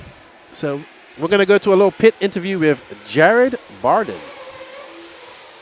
All right, I'm sitting here with Ken Rand, pitting some Sportsman Nitro buggy. Ken, it looked like you had a little trouble in the pits. What happened there? Yeah, pitting for Dennis Brew here, and man, he's doing really good. Techno driver, I wish I knew about him last night, or I would have picked him for my team. Just, having some rollovers, and ended up flaming out over here, coming on the front straight. So unfortunate, but hey, maybe I'll be able to beat this guy in our team. So. Yeah, well, I definitely agree with you. Dennis Brew's getting around really well. Another guy from the Northeast. I know him very well from the Northeast tracks we go to, and very underrated sleeper pick. And I do agree that he's going to be a factor in this race. So, just want to say thank you, Ken, for all your contributions to the Techno team. Obviously, you're the team manager down here. Anybody you'd like to thank for this weekend so far? Yeah, I'd like to thank Techno, J Concepts, Hobby Wing, Nitro Pro. Ultimate Racing. I think I already said them, but yeah. Thank you, everybody. Thanks for getting me here and all the help. Appreciate you guys so much. You heard it here first, guys. Ken Rand, once again, doing some pitting out down here in Sportsman Nitro Buggy. Dennis having some trouble, but again, we'll be back on it with some pit coverage here at the RC Pro-Am. Back to you guys. All right, thank you, Jared, for the team taking pit report. And it looks like we had another flame out there. I'm not sure who it was, but that was Brew again. So Brew not having a good time out there with flame outs. But Johnny DeSanti back out there, but way down. He's on a 16:10.19. He's going to drop way down. And he's not going to be able to take a TQ and get some point to get those much needed points for his team. Right now is currently scored in fourth. So it's Mark West, John Scrappets, Tim Sink, Johnny DeSanti, and Quincy Adams. And what's up to everybody out there in the chat? We have Perplex Logic. Good morning, sir. How are you? Kevin Mendez. What's up, man? How you doing? He's up there. Are you racing this weekend, Kevin? Or working? And Daniel Liu. Nitro is definitely the glory. How you doing? And EB Mods is cheering on Dennis Brew.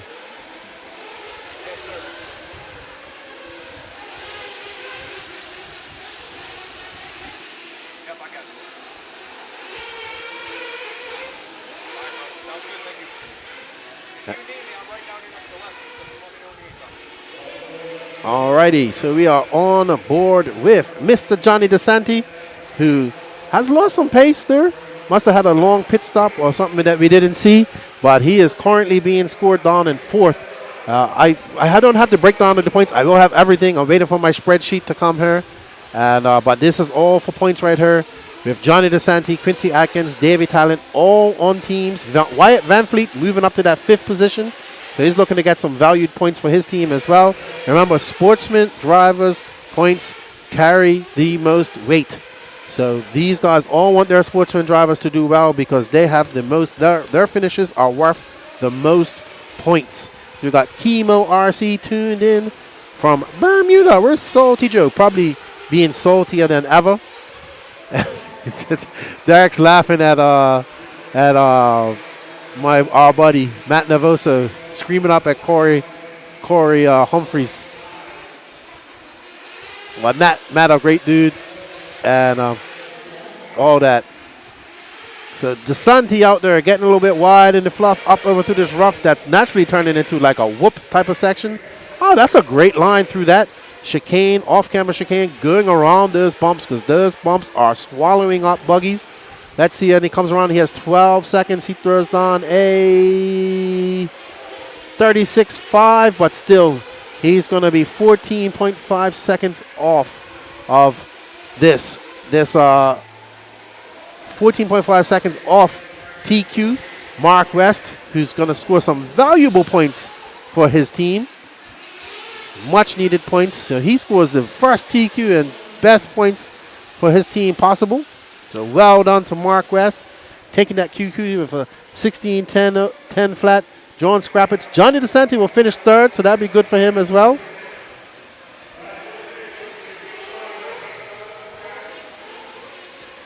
Wyatt Van Fleet moving up to 5th in this race will be scored in 10th. So he's going to have to pick up some pace as well if he wants to get some points for Team Carmende. All right, Kevin, good luck out there in your job, man. I know you got to work on Saturdays. He's out there in the load of overtime dollars. Got to make that money if you want to race. He's racing on September 10th at RC Madness. Sweet. I'm actually flying to Las Vegas on September 10th for the Hydro GP. All righty then. I guess we're going to have intermediate Nitro Buggy up. Remember, this is also for points. So Nitro Buggy and E-Buggy are the points-paying classes this weekend. Derek Vandenham says, it's usually me. Glad it's Corey this weekend.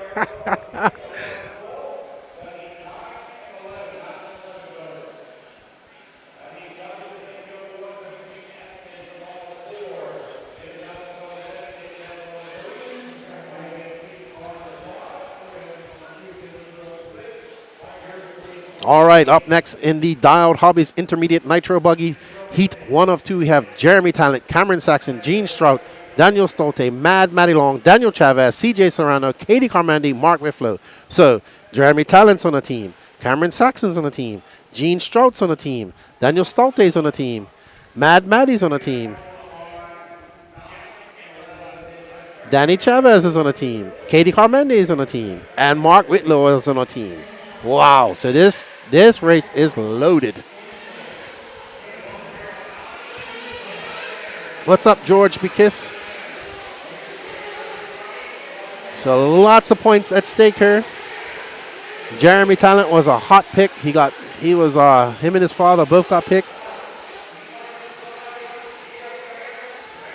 No, not at South Point, at the Venetian. So it's a hydrogen GP, Daniel Liu, and it's actually a team educational program. It's cars powered by hydrogen. It's 30 teams from around the world coming to race, high school students, and they put together cars, and it's going to be an endurance race. So it's an on-road endurance race. A little bit different from what we're used to. It's going to be held at the one of the world's largest renewable energy conventions at the Venetian. So it's a pretty cool event. RC Racing TV is going to be there doing the coverage, so we're going to be pretty pumped about that. As I see my technician Danny Paz coming down, he's coming to inspect the camera. He doesn't happy with something here. So, sweet.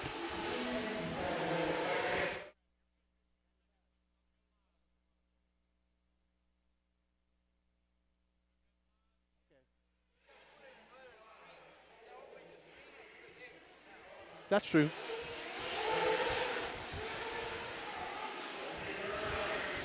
Okay.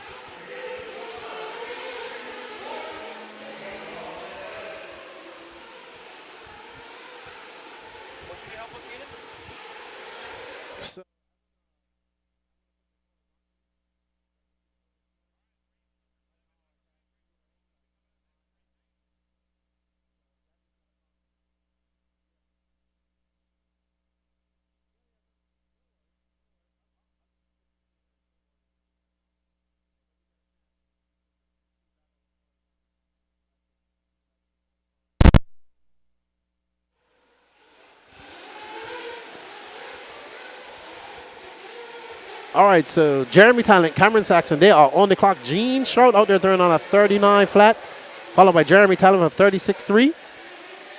Daniel Stolte for, no, Danny Chavez. That was funny. So also what was thrown into the mix last night was whoever picked the Joker card, they got to have a chance to either trade their entire team for somebody else's team, and that person will take their team, or keep their current team. So Cole Ogden actually drew the Joker card, and he almost traded his whole team because he wanted to get Danny Chavez away from Camden Lime, but he didn't. He ended up keeping his team.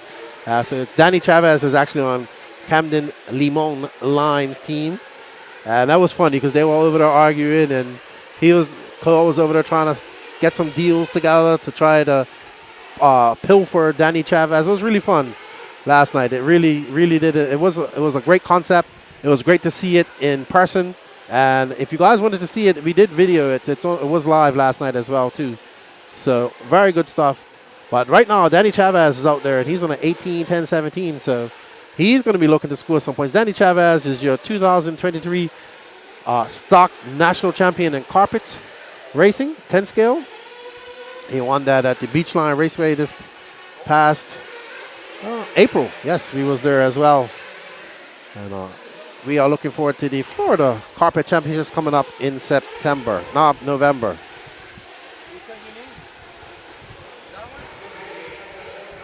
Yes.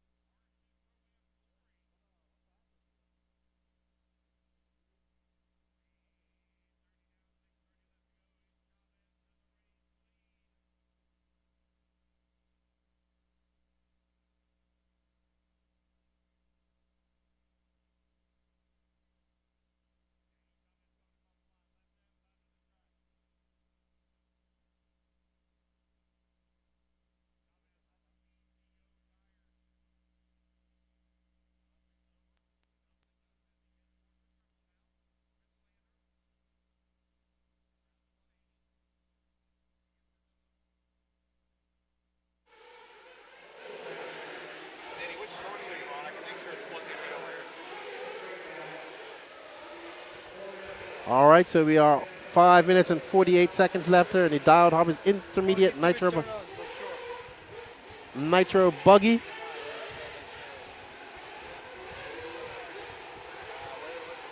In the back there. It's a weird button. No, it's like you gotta hold it on and then.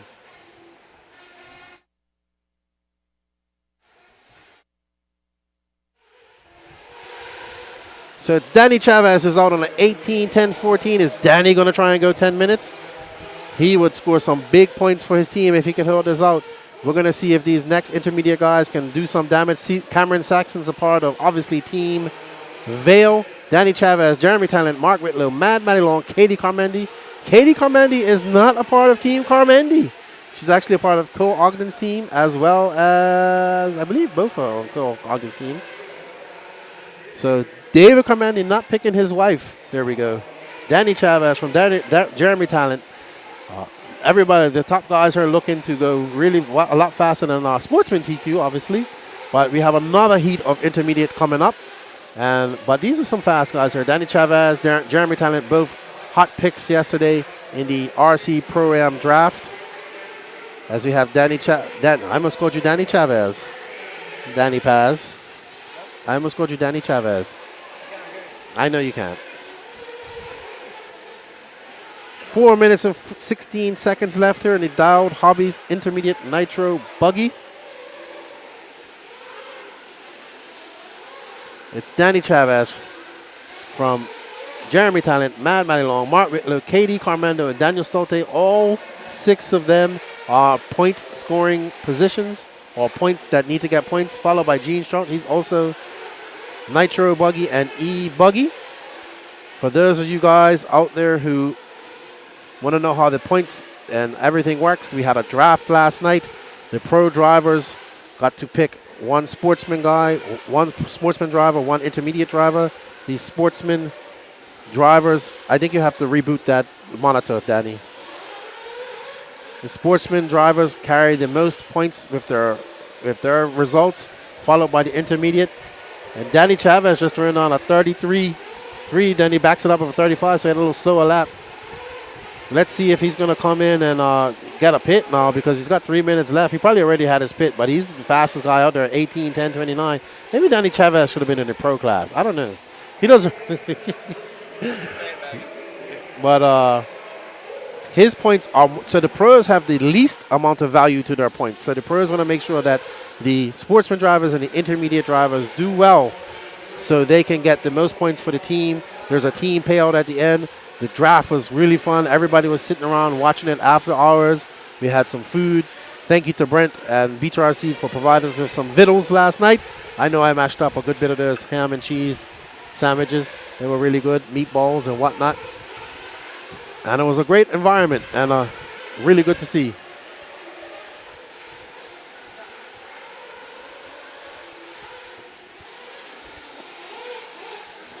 I need one too, Melance, please.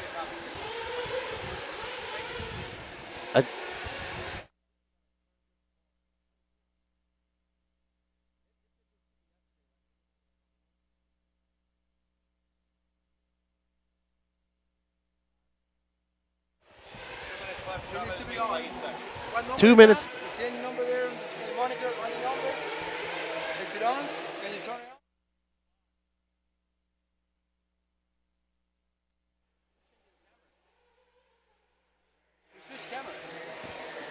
Maybe Lance. All right, so we have 1 minute and 40 seconds left to go. Danny Chavez is out to an 8-second lead. And Lance is up there doing double duties, switching cameras, doing moving cameras, calling a race. Look at him. Multitasking. Who says men can multitask? I know I can't. But we are on board with Danny Chavez out there on those TZO tires. Big news coming out of this race is officially that the True Source guys are going to be the, and he gets it wrong, but gets it back up. I don't know how he did that. Trying to go too fast as he comes pinned down there. We can see that straightaway is getting a little bit of a divot right down there in the end, and he's got an 8-second lead over Jeremy Talent. So Danny Chavez looking out there to set a fast TQ. Let's see if anybody from the next heat can top that. It's going to be very hard. He's currently on an 18, 10, 27. Wow, Danny Chavez is flying. 45 seconds left to go as he comes up through that double chicane that is very hard. Going out into the fluff, using that as a berm. Getting out there, digging those pins down in there, and it's going up and over that hump. Onto the straightaway. Let's see, we got a little, I saw a divot here at the end. Yep, we can see it's getting rough there at the end of the straightaway. And he gets a lucky flip and lands back on all fours. So 24 seconds left to go. There we go. We got scoring back up and going for us. So we are good. Thank you, Jared, for helping me out there. Thank you, Danny, for getting everything straight. No, we don't want to see Manscaped ads. And let me get this all sorted out here.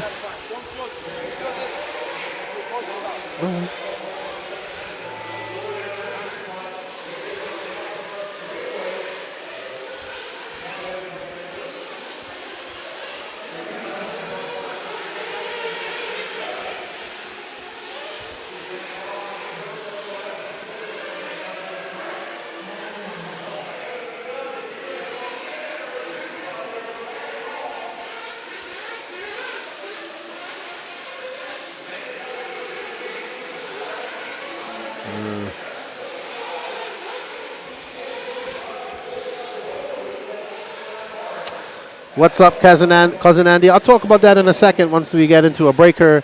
So they can have, he's asking about the hydrogen power. They can all buy they get a chassis system. I'm not too familiar with the rules. I have to really research it when I get back home. But I know they can run whatever chassis, whatever they want. I was talking to the Dominican team manager or teacher yesterday or a couple of days before I left, and they just bought some Team Magic cars that they're going to put all into it.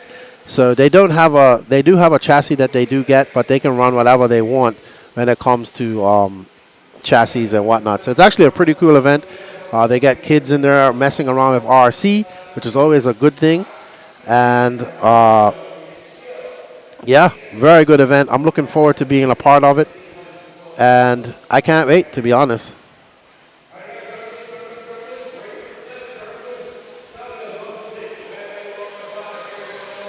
Looking forward to it.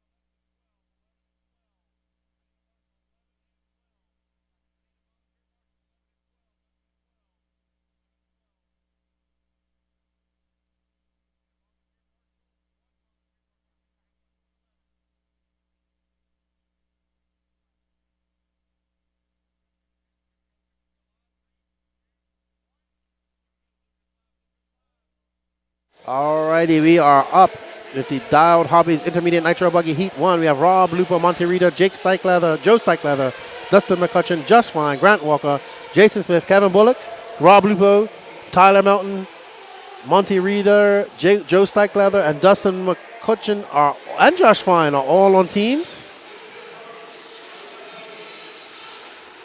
The clubhouse asked, what class was the bug buddy in? I believe it was Sportsman Nitro Buggy. Truggy, sorry.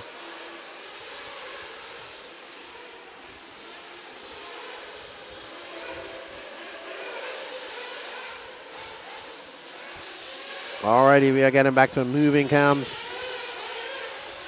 And we will see who we are on board with as I'm trying to fix my display here.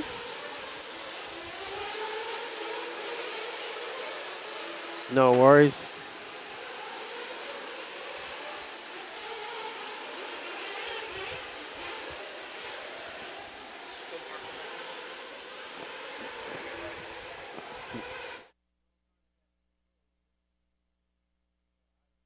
This thing right there. All right, so we are on board with Josh Fine. He's out in there, that yellow and white Blackwing car. And these guys are going to want to put on a good time because they have to beat the time of Danny Chavez, which is an 18:10, 8:28. Remember, these guys, this is 10-minute qualifiers, so they will have to come into pit, some of them. Some of them might try to stretch it out. You'll see how it goes. Oh, and he just makes this mistake out there, Josh Fine. So, Jason Smith, Joe Stikelether, Monty Rita, Tyler Melton, Justin McCutcheon. And Josh Fine had a very fast lap there. Yeah, a 28.6, so that was too fast. So that was somewhere that the scoring made a mistake. But we are on the board with Jason Smith, who just threw down a 33.6. He's on a 10 lap, 10.08. The time to beat is Danny Chavez's 10.28. So I think maybe we'll see Joe Stikelether or Monty Rita, one of these guys, do that.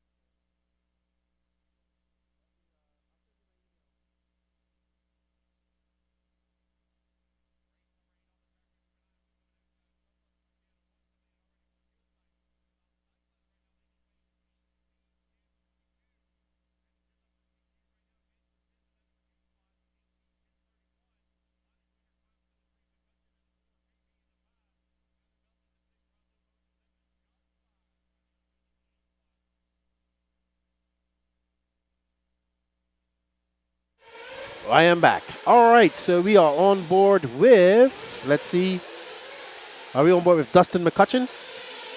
Let's see when he comes across the line. I believe that's his car.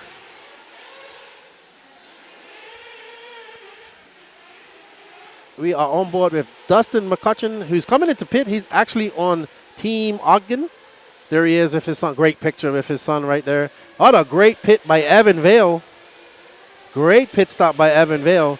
And Dustin currently on a 17:10:09. And Jason Smith still out there in the lead, though. Jason is flying. Monty Rita coming out of retirement and racing here with you guys. And there we come in with, there's Tyler Mountain and his dad, Brendan Mountain, doing the pit slide. Tyler Mountain is actually on Team Ryan Daze. Didn't get picked by his dad last night.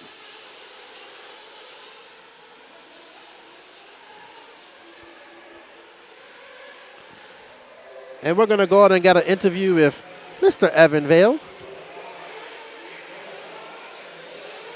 That was an excellent pit stop by Evan Vale of Pre-Vale Paints.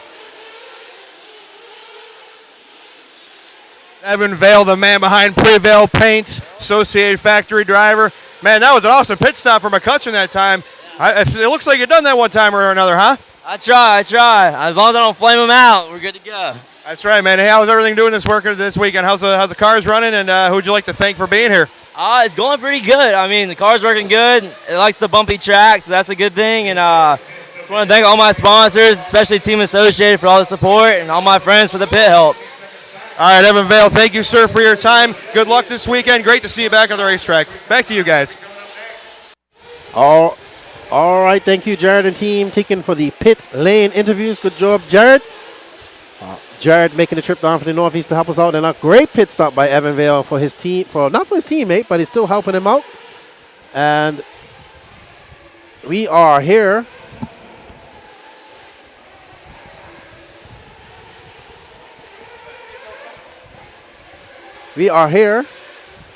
Let's see who we are. We are on board with. Danny's trying to find somebody, and we are on board with Jason Smith at the moment. Yep. There's Joe Stikelather, the middle Stikelather. The whole Stikelather family is here traveling and racing as they usually do. We have Jake in the pro class who picked his brother. Their dad's here. And Jake's son is here as well. He's not racing this weekend. He's out here selling. Oh! And Joe gets it wrong, and it's very rough there. And it's also, Oh, Evan is racing? Okay. So we got 3 generations of Stikelather out there. Great family, known them for many years now. Always good to see them at the races. And Joe comes by. He's still going to hold on to first position. He's currently on a 17:10:01 with 6 minutes and 56 seconds left to go. So we got some time to go here. And no, sorry, they got 2 minutes and 57 seconds left to go. Sorry, looking at the wrong clock there. And Joe's getting it all wrong out there. He said he's going to switch over from his party shirt to his RC shirt. So maybe he needs to put his party shirt back on. But so Jason out there in second. He's looking to, let's see if he's on a team.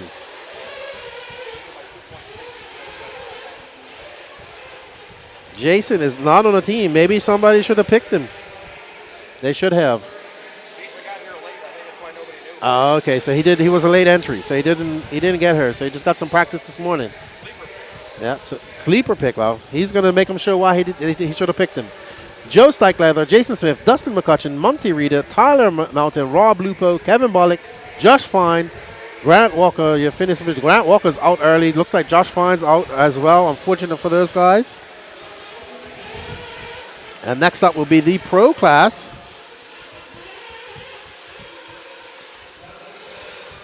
And we're going to see some great driving from Camden Lime and Spencer Hackett. They were flying. They were flying yesterday.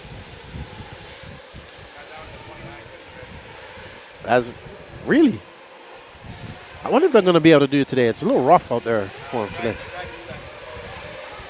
So those guys, if you see how fast Joe's coming through there. Well, wait till you see the pro guys come through there.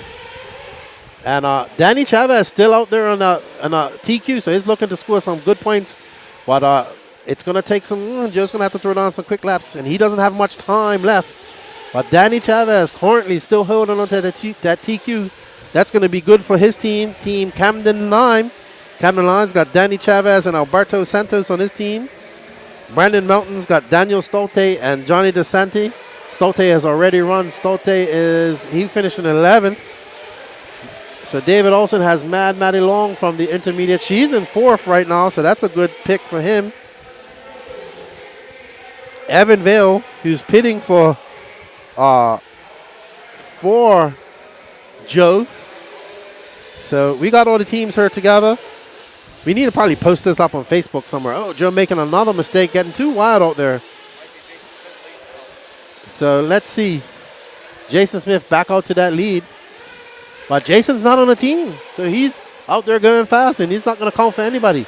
Maybe they can make a late move trade. Like, maybe we'll get some Frosty Beverages and make a trade and get things going here. That would be fun.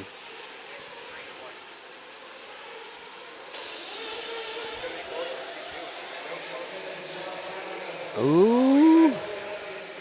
Did he get him? Let's see.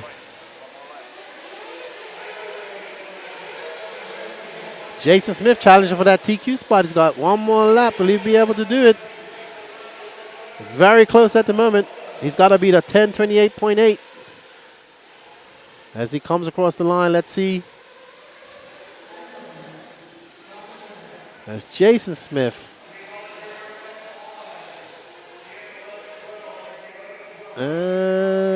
Nope, he does not get it. So Daniel Chavez will hold on to that TQ. Joe Steichlather. Oh, wow. Joe Steichlather coming from behind and taking that TQ from Danny Chavez. Joe Steichlather getting some good points out there for his team. Team Steichlather. They're just taking TQ points in these intermediate nitro buggy. Wow. He came out of nowhere to do that. He put in some hard laps. Well done to Joe Steichlather. The middle Steichlather getting it done for Team Steichlather. Andrew Matos, who finished 11th. So let's see now. Pressure on Jake Steichlather to go out there and do well. Remember, the pro points do not count for as much points as the sportsman or intermediate points. So this is our only round of the J Concepts Nitro Buggy. As we go on.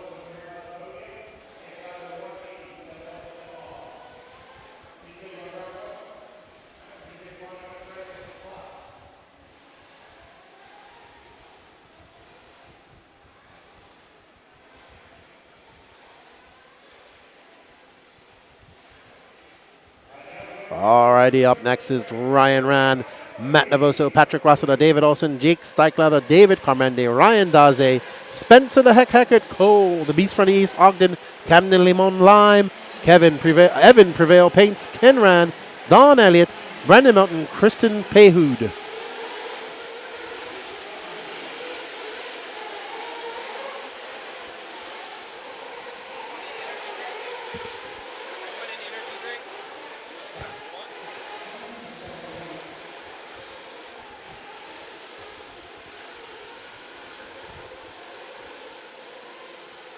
As you can see, this loam is getting crazy out here. Jared just said it's a mountain of dirt out there. All these cars are just digging away, digging out. If you could see, it's got to be about 2 to 3 inches of loam on the outside there. You walk, it's like all fluffy out there. Real old school type racing. Some of these young racers might not have seen this type of stuff. They're used to that hard packed, super high traction tracks that we have nowadays. But old school racing here at the Lake Waccamaw Equestrian Center. Great job on the track by Brian Burnett and Lucas Lauren. And we got everybody out here in our YouTube chat. What's up, Neo? Tuning in from Italia. Buongiorno, Neo. Buongiorno. Alrighty, so remember, the pro points count for the less in this team event. So all these guys are looking to get as many points. They might want to try to make up for the sportsman or intermediate drivers did not do well. But let's see as we go get out there. Ooh, don't want to. We're not going to do that. Let's not do that. A little bit of carnage out there. That triple is actually very deceiving, very fast. You got to carry a lot of speed going through there. And we are on board with Dave Carmendi out there in that green and white HB, who did not pick his wife. So Dave Carmendi out there right now. We're following him. He is currently scored. Oh, not on the clock yet. We'll see as he comes by. And there's that cotton candy. I believe that's Camden Lime. Yep, Camden Lime with that white wing, pink and blue S-Works. Camden Lime taking Danny Chavez and Alberto Santos and his team. And we got a, don't know who this car is with the black wheels. I'll see when they come across the line. That is Kristen Pehoud, who had no practice yesterday. He got some practice this morning, showed up late, was making his picks via the internet. Marlo, how are you? I thought I was going to see you in Carter this weekend. And DJ, you guys are missing out on a good event. I guess I will see you at Fall Brawl when it happens here in December. So right now it's Jake Steichleather from David Carmendi, Evan Vale, Patrick Russell, Don Elliott, Kristen Pahoud, Dave Olson, Ken Rand, Cole Ogden. Let's see what Cole Ogden. Oh, Cole Ogden showing the red line of doom. Slow lap for Ogden, 37.9. Camden Lime out there, Don, in 11. Brendan Melton, Spencer Hackett, Matt Nevoso, Ryan Daze having a very long lap.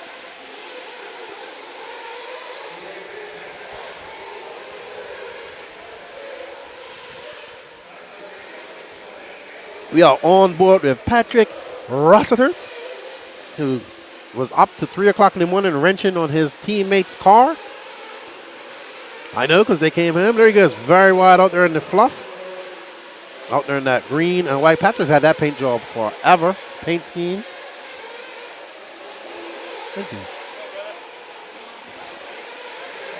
Thank you.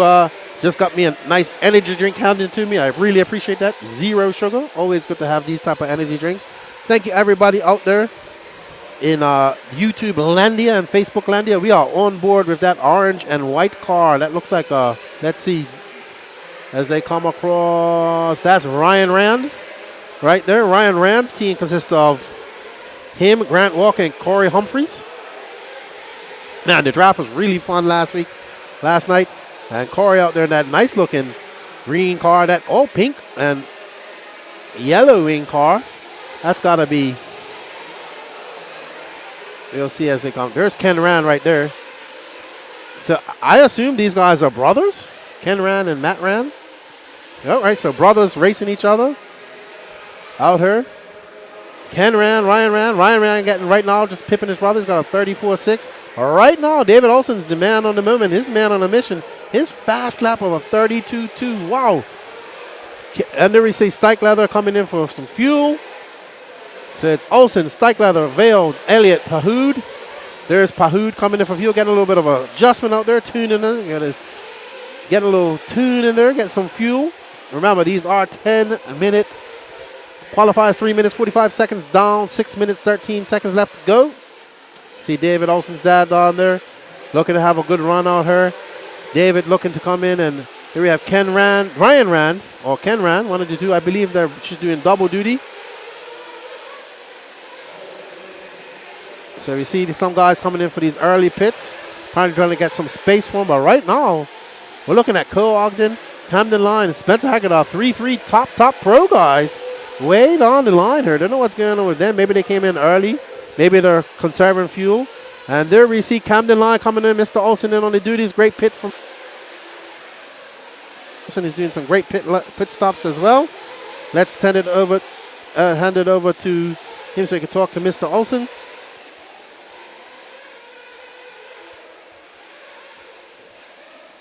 And we see Matos, he must be pitting for, no idea who he's pitting for. Spencer Hackett, I would say. That looks like Hackett's car. No, Spencer Hackett's there.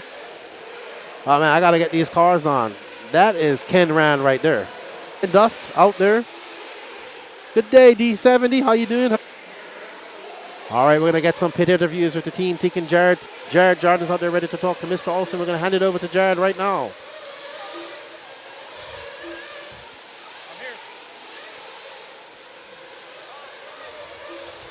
I'm here with Chris Olson, father of our leader right now, David Olson for S-Works and Tekin and J Concepts. Chris, car looking great. Dave driving really well. This is really becoming a race of patience and and really just hitting your marks. How's everything going this weekend? So far, so good. We had a good run in Nitro Truckee this morning. So far, so good. Running out here right now. Tight group of guys. Track's starting to blow out a little bit, but so far, so good. All right, Chris. Well, thank you very much, man. You obviously, Dave's looking great. Really happy for you guys for your success so far, and we wish you the best of luck. Back to you, Lefty. All right, thank you, Jared. Great job out there talking to our pit guys. I'm sure the pressure's on. They want to get them out there because it's going to count for time, right? As we see another pit stop there. That's Dawn Elliott running that N1. So we're going to see how these N1s handle on a really rough track this weekend because this track is getting rough. David Olson still out front. Cole Ogden moved up to second right there. The Beast from the East. Cole out there just throwing on a 33.8, but David is flying a 32 flat. Jake Steichlather in third. Evervale fourth. Spencer Heckett in fifth. So David Olson looking to get out there and get some points for his team. Let's see how David Olson's team done. Maddie Long I think she came fourth overall. Tim Sink had a good run as well. So Olson looking good out there. We are now on board with Olson. We're on board with Cole Ogden and that purple, pink, and purple. Cole out there on the TZO tires. This should be a good place for those TZO tires. Very similar to we see out there in California on those blown out tracks out there at the dirt. Very similar type of dirt, I would say, to the dirt. Maybe a little bit more sandy. And we see Cole out there in that HB running the Ultimate Engines. He was the Joker last night, so good save by Cole. He got out there in that loom. That loom actually saved him.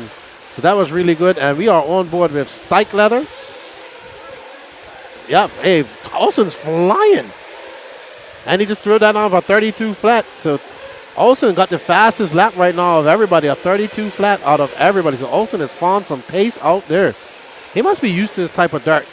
I don't know if they down there racing in Monk's Corner. Here we are on board with Evan Vale and Steichlather just in front of him. Evan Vale, one of the premier painters in RC of Pre-Vale paints. Doug Bree says, hey, Lafty, track's looking blown out. Need some track maintenance. They will do some later on, I think, after qualifying's done, but they're going to let it blow out, get nice and rough. But Cole Ogden takes over that lead. He just threw on a 32.9. He's on an 18.10.17. David Olson is about 1.5 back. He's on a 18.10.19. So Olson needs to just put it down. Put his head down. Cole flying through this triple. He's going really wide, getting out in that fluff and using that as a berm of sorts to just slow him down and get him hooked back up to get that power down to get over that triple. That triple is very hard. Have to hit it very fast. Let's see what Ogden does when he comes by. 33.2, so slightly slower lap. Let's see. Olson is now still 1.5 back, but not too far. Olson still has 53 seconds. A bobble by Cole. See Cole coming through there. Uses goes very wide. Ooh, I love Cole's line through there. I think that line represents Cole's personality. Loose and free. He is flying. I think these guys are just enjoying themselves. They really enjoyed the draft last night. It was cool to see them doing discussions, looking at times and whatnot. And Cole follows it up on 32.7. He's now on an 18.10.14. Also now dropping back 2.6 seconds. Steichlather 12.5 back from him. So the race right now is between David Olson and Cole. We are on board with Camden Limon Lime as he comes across the line. And Camden's on a 33.8. So Camden getting a little bit of trouble there earlier. Looking to better himself, but Heckert up there as well. But remember, these guys' points count for the least amount of value in the whole point system. So looking good here. And Lance is getting excited, and he is excited because Olson and Cole are having a very good battle out there. Let's see when it comes across the line. Cole trying to make up that pace. We see where is David. Let's see when they come by. And Ogden makes another mistake. And that's probably going to give it to Olson. It looks like Olson is going to take EQ. Yes, he is. Well done, David Olson. Well done, David. Out there with an 18.10.15. Cole making those mistakes in that last lap, having a 38.9. Well done, David Olson out there. making it, hey, doing it for his team. Well done. Great race. Cole Ogden making those mistakes. And, hey, that's that rough track. It's going to get you. You can't push it. You gotta pick your lines. Let it get rough. Doug Breeze, what are entries like? Actually, not too many entries here. That's why. Okay, we're gonna get an interview with David Olson after TQ.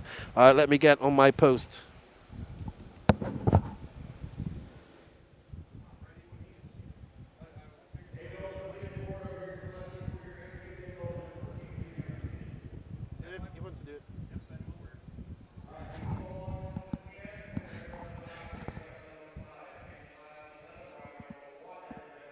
That microphone.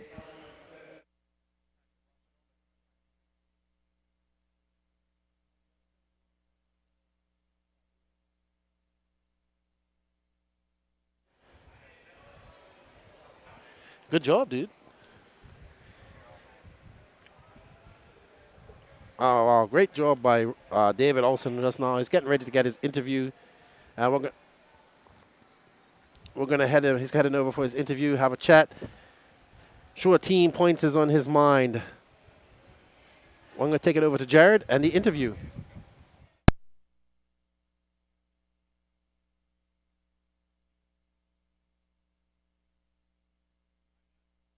All right, I am standing here with your round 1 TQ of Pro Nitro Buggy. Tell you what, David Olson, it wasn't easy. There was some adversity, but how's it feel to wrap up round 1 of TQ? And how you liking the? Sorry, I got people talking. How's it feel to wrap up round 1 of TQ and get things off to a good start? It's going pretty good. Truck was good, so I just wanted to kind of do the same at buggy, and it was wild. And then I had a crash like toward the end. I was like, okay, you settle for it too. You know, it's still a good run. And I just put my head down and started driving like super hard. But you can't obviously go crazy out there because it's so rough. So it feels pretty awesome. I was shaking. Yeah, Keenan and I were watching the last lap with you and Cole, and it really looked like you guys were struggling out there. I mean, the track is beat up already. It's really going to be a race of attrition this weekend, and I mean, your cars look great on the S-Works chassis and the J Concepts tires, and taking horsepower in the electrics. So, how's everything feeling? How you feeling about the rest of the weekend? And anybody you'd like to thank in the meantime? The car's feeling great. Just make sure to keep up with the track. I'm working on that lately, so yeah, everything's feeling great. I'd like to thank all my sponsors, obviously, you know, my dad for getting me here and everything. You guys heard it here first. David Olson, your round 1 TQ in Pro Nitro Buggy here at the RC Pro-Am, getting things off to a great start for his team, and we're going to throw it back over to Lefty up in the booth. David Olson, good drive by him. He's super pumped. He wants to do it. He wants to do well here as well. And remember, it's all about points and teams as well. As individuals, people want to do well in their individual races as well, but everything scores for points, and David Olson going out there and getting some points needed for the team Olson. And we are up with the 40-plus E-Buggy, so it's going to be a little bit quieter in here. Turn your thing up. Thank you. I just got to talk to Danny.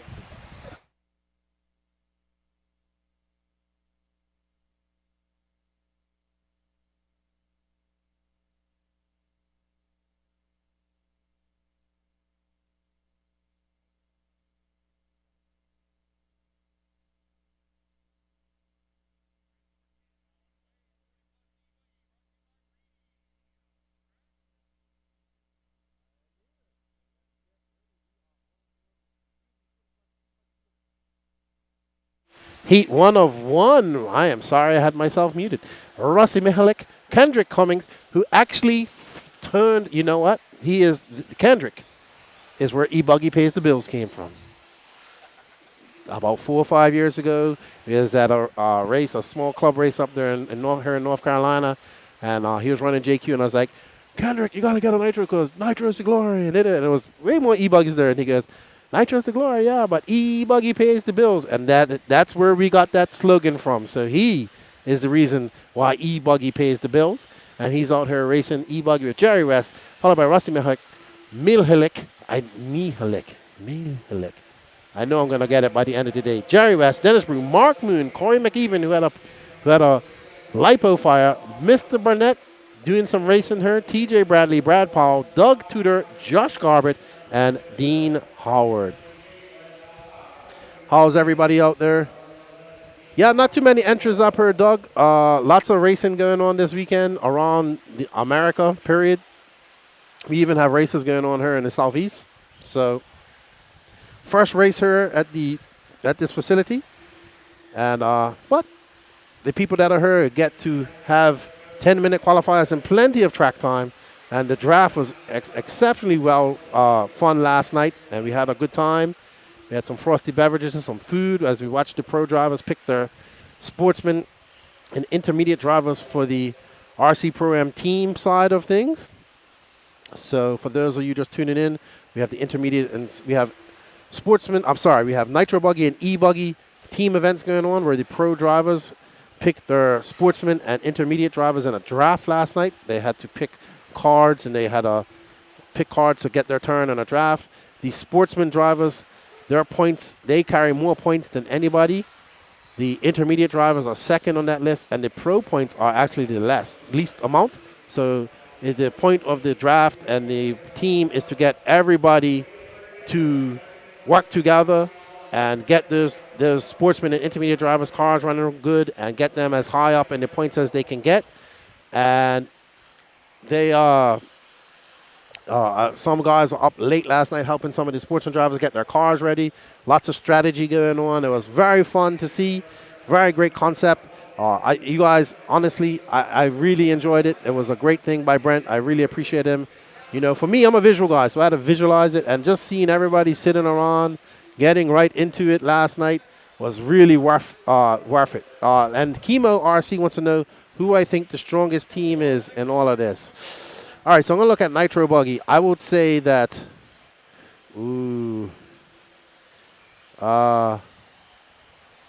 I would say that, let's see, strongest team out there. So Lance gives me his pick. It's Ken Rand, Monty Rita, David Allen. He thinks that's his strongest team. My pick is, I'm actually going with, I like Team Lime's pick as well. Danny Chavez, Alberto Santos, Camden. But I don't know. Olsen out there, he picked a good team too. Olsen with Matty Long and Tim Sink. And Olsen just putting on some heat just now as well. So it's going to be interesting to see how it all plays out. I don't have the point system in front of me. I will have it later on as Brent is working hard on that. But it's an interesting concept. Very fun.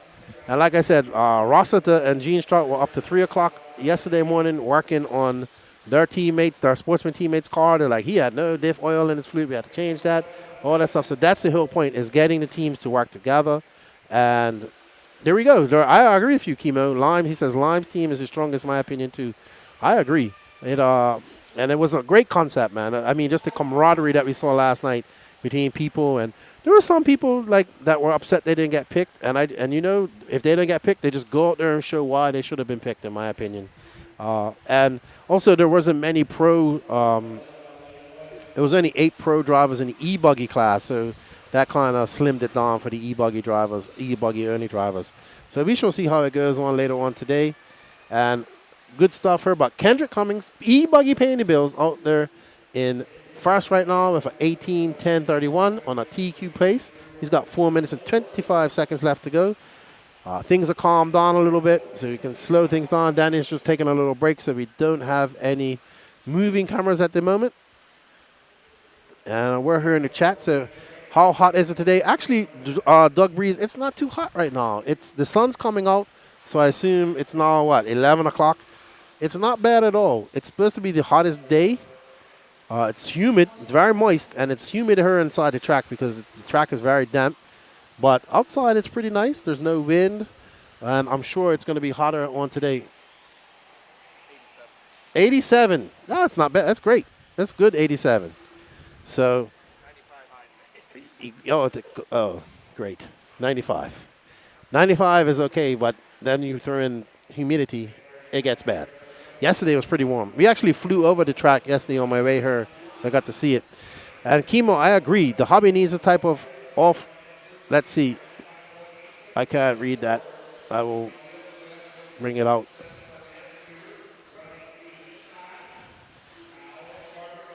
Yeah, I agree. Keeps it interesting.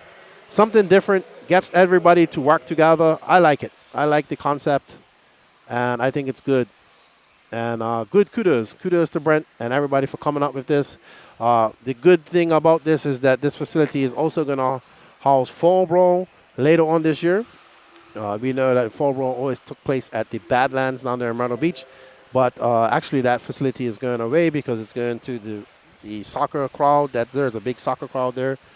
So now it's going to move here. And Fall Brawl has always been a great race, but it's always been a race that has been hindered by rain. So now we won't have to worry about that because it'll be on the roof. The only rain that we're going to have here is from the misters. This track actually has misters. And it should be good as we go into it. We found another horse arena to have RC races in. But Rusty Mihlek, Kendrick Cummings now succumbing to Rusty. Let's see. He's 4.8 seconds behind Rusty now, so he's gonna have to put in some time if he wants to get up at that TQ position. But the 40-plus e-buggy and truggy classes do not count for points. It's only sportsmen. Okay, we'll be back in 2 minutes, I'm told by Danny Paz. Moving camera, okay. So I don't know where Danny Paz is, but he just told me.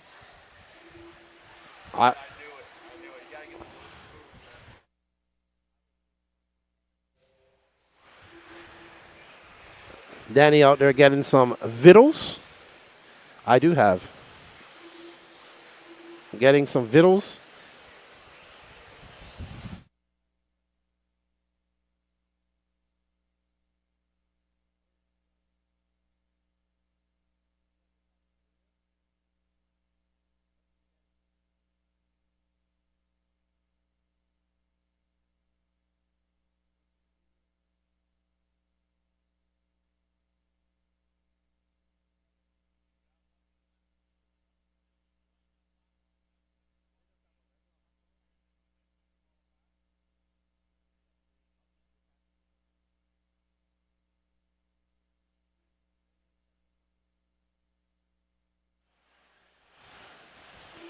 Alrighty, so Danny Paz out there getting something to eat.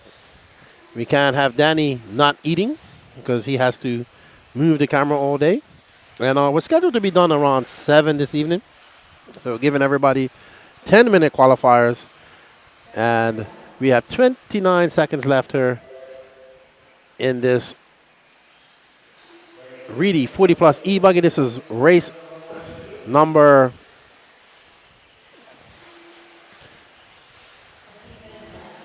10 of 17, only 17 heats.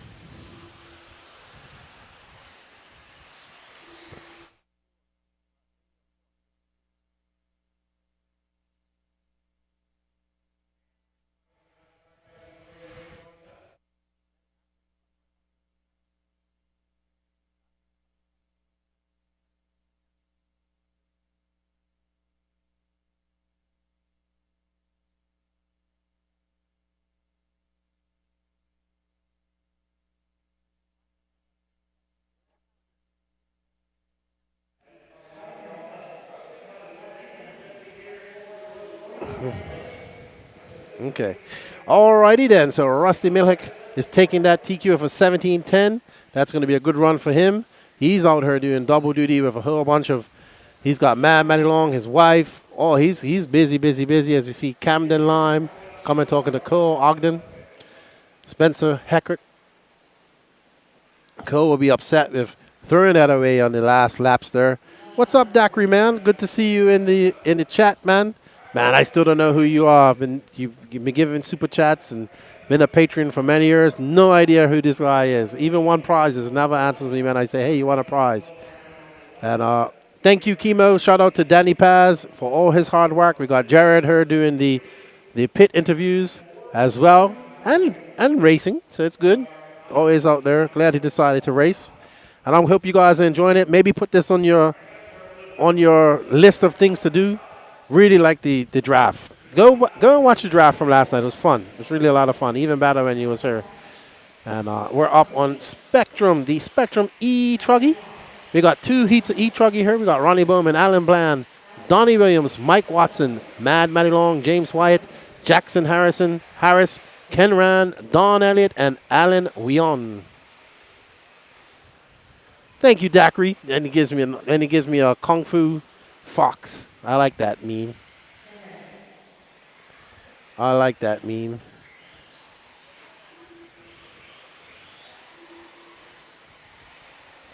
Alrighty, so like I said, lots of racing going on this weekend around America. We have the big race out there at HRCR, which should be on the way. I guess they're 2 hours behind. The Quebec Classic up in Bego Racing Arena in Quebec. We have JBRL at the Dart. He's watching the Newcastle game.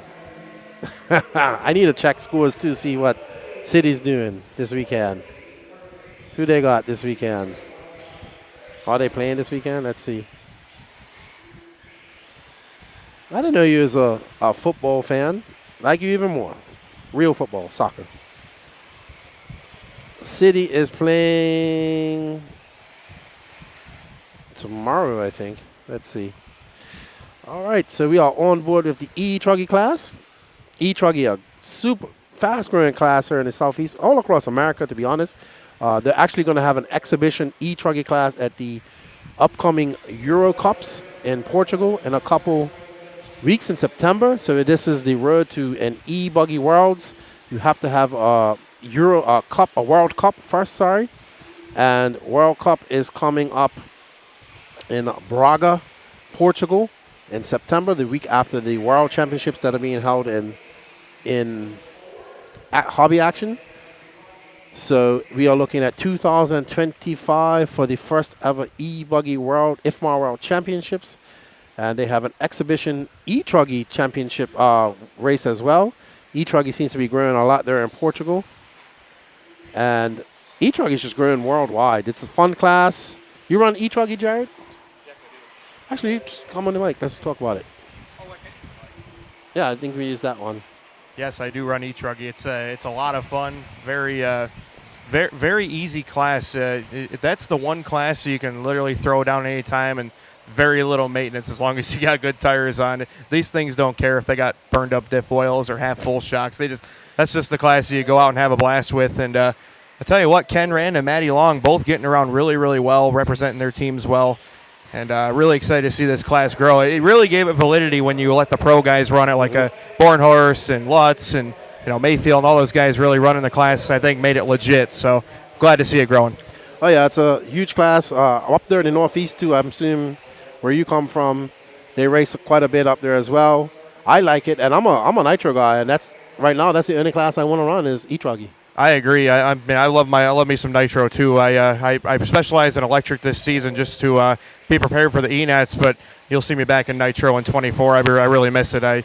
We love the electric class, but sometimes you can't beat that sound and the smell of the nitro, and it's exciting. I'm excited to get back into it. And they're so fast, right? They're so fast, and they're so maneuverable in the air, and it's good to see. DNC had a big bunch of E-Truggies. We saw Silver State as well.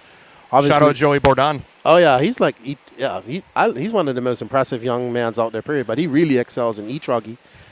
He had an epic E-Truggy race at Silver State last year. Oh, that was amazing. Yeah, not only is Joey gotten really fast, he is really a role model for young kids coming up in RC. He's very mild mannered, very helpful at the racetrack, and he really represents his sponsors in the hobby well. So really, if you're looking for somebody to model yourself after, Joey is a good start.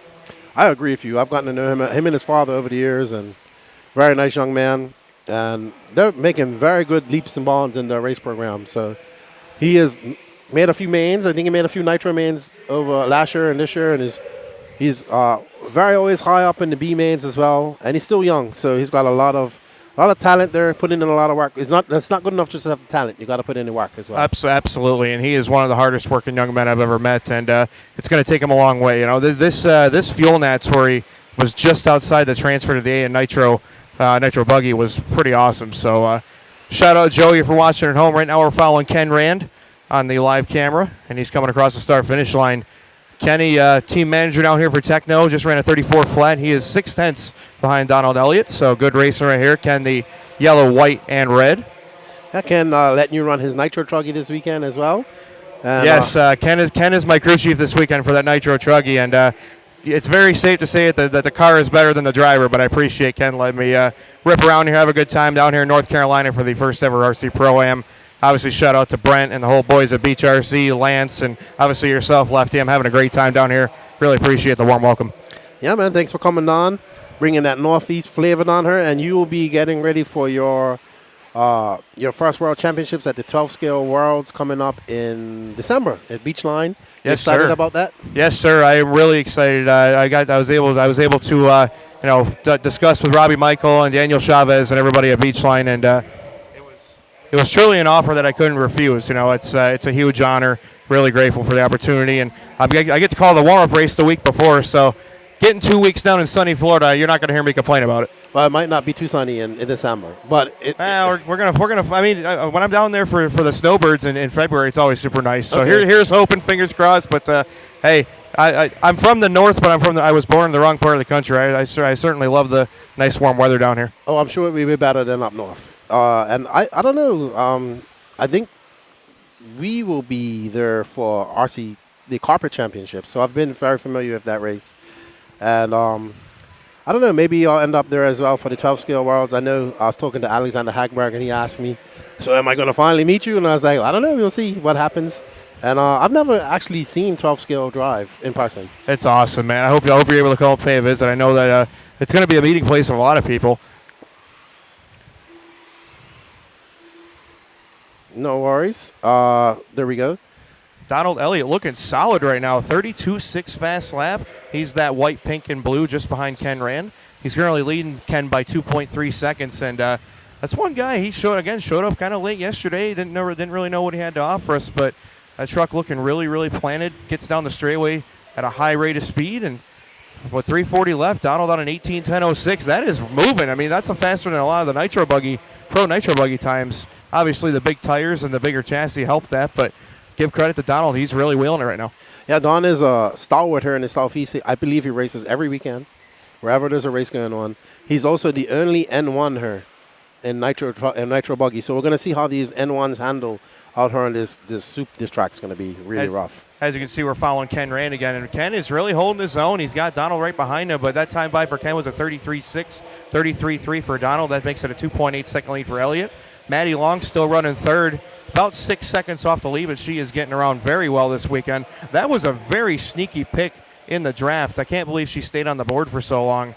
She's really making a name for herself, especially down here in the South. I know she really wheeled well at the tilt yard a couple weeks ago for the Tilted Worlds, so big credit there to Maddie Long, and then Alan Bland fourth, and Donnie Williams in the 5. These guys all really running well. As you can see, Danny Paz picking up Maddie this time, going around the little anthill off camber section. That's a tricky little section. Look at those big chuck holes forming a huge, huge crater right there going on the inside pipe.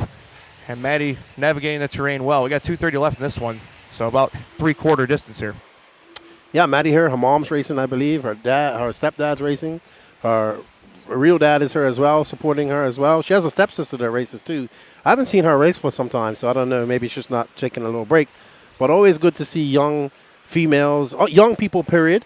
But always good to see the females coming out here and racing because, hey, RC is for everybody, right? Absolutely, and I really like the family demographic. I mean, you see so many father-son, mom-daughter duos. I mean, the whole, and families that are all involved in it. It's really, really cool to see, and that's what it's all about, man. I mean, we all started somewhere. I know personally, my grandfather got me involved in this, and it's just so cool to see families still traveling all over the place and racing together, and it really is a good way to spend quality time with each other. I think that's one of the very rare things you have in this hobby where you have that family demographic. Oh, and there we see Maddie making a mistake as we talk about her. Curse of the commentator. She gets out in that fluff, gets a little crooked.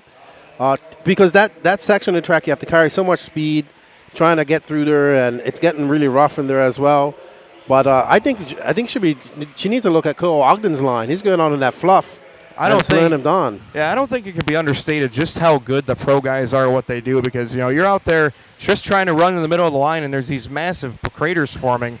If you let off the throttle too much or hit the brakes, the chassis hits those craters and you go flying. I mean, there's so many minor inputs and corrections that are made to keep these things upright. And I mean, Donald Elliott right now getting it done, 32.9 that time by. He does have the fastest lap of the race at a 32.6 back on lap number 10. You can see he's rolling around through the sweeper right now on his way toward that crossover on the double triple here. This might be a little bit hairy. He's able to check up. Nicely done right there. Yeah, that triple's really hard. You got to carry a lot of speed. This section is getting incredibly blown out. Not only is it two different off-camber parts of the track, but they're getting blown out on them. So it's very hard. And then that corner going up to that small jump, but that jump in the back it's like the moon out there right now. Well, you always hear people asking for real off-road. This is it, baby. There's tons of features that are forming here. You know, the lines are changing every time around. You can see guys are actually going further outside to try and clear some of that dust away. There's Ken Rand right here again as we're coming to the end of the master clock. Ken about 6 seconds back, so likely we'll settle for second. But we'll see how this thing finishes up here in race 11.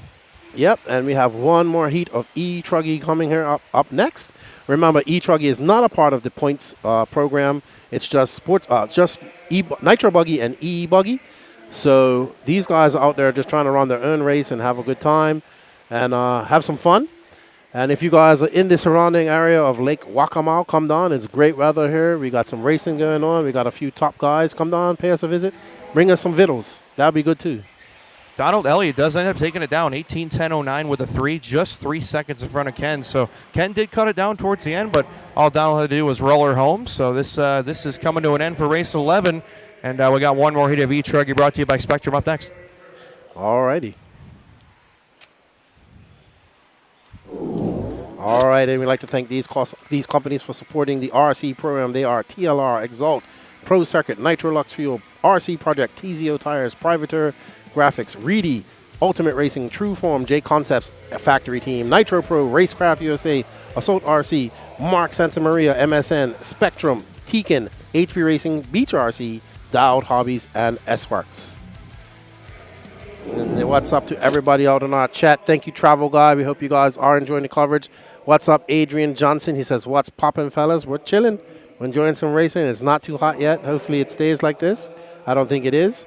But we're going to be all right. And up next we have Dan Dynamo Dickerson, as he told me. Kendrick Cummings, Ryan Rand, Will Crow, George Spry, Daniel Orlando, Dave Listella, Jason Trophies, and Ali Swalson. Hey, Danny, I'm very happy to co-broadcast here with Tina, just so it gives me something to do. And then whenever you need interviews, just give me a heads up and I'll go do them. And I'm happy to help however I can. I'm very happy to help Tina with the commentary, and then whenever you need interviews, just let me know. I'm happy to do that. All right, thank you. Thank you, man. I'm having a blast. Yeah, sweet.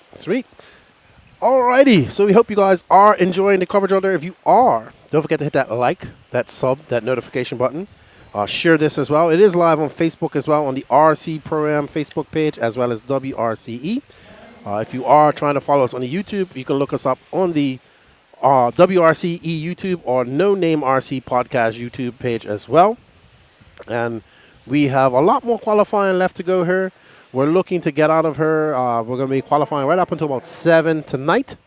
Also, I would like to say thank you to everybody who participated in the waffle. We sold out. Maybe we'll try and do the draw tonight. We'll see how things go at the end of the day. And it's cool here. Not that many entries, but everybody's here having fun. It's good to see people are relaxed, getting lots of track time, and people having fun. That's all that matters at the end of the day. Yeah, big shout out to Lance McDonald too for the awesome adjustment. You know, I really think that's cool that, you know, there were limited entries. I like the fact that they did the 10-minute qualifiers, give these guys track time, and really appreciate all the coverage, all the great comments rolling in on YouTube. And we're having a great time at the RC Pro-Am first annual, and we hope that this is a yearly thing moving forward. I really like the concept, and shout out to Brent and the boys at Beach RC. I'm Jared Barden. He's Keenan White. We are broadcasting for race number 12, your second heat of E-Truggy, presented by Spectrum. That's right. And shout out to Wayne Chapman. How you doing, man? Thanks for tuning in.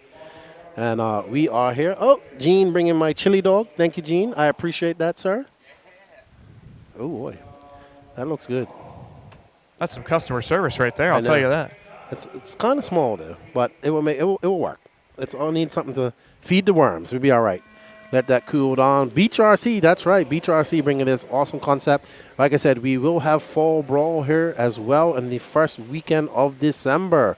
So Fall Brawl always been held at the Badlands, but we wouldn't have to worry about rain this year because it'd be under a roof. This is the place for it, right? Mm-hmm. Couldn't ask for a better place to hold that event. I mean, the Fall Brawl has always been awesome, but in that December time frame, you always worry about weather, and ain't no worries here. This is a massive facility. I really give big credit to Brent and Lucas and all the guys at Beach for seeking this place out, and I couldn't have asked for a much better venue. This is pretty cool. Yeah, and it's not too far from Myrtle Beach, like a hour drive, I think, from Myrtle Beach, 2.5 hour drive from Charlotte. I know a lot of the Northeast guys used to drive down for Fall Brawl as well. Yeah, a lot of the Pennsylvania, New Jersey guys would come down. I'm sure they're going to do the same here. I mean, I hate to say it like this, but if you guys aren't here, you're missing out. This is a really awesome event.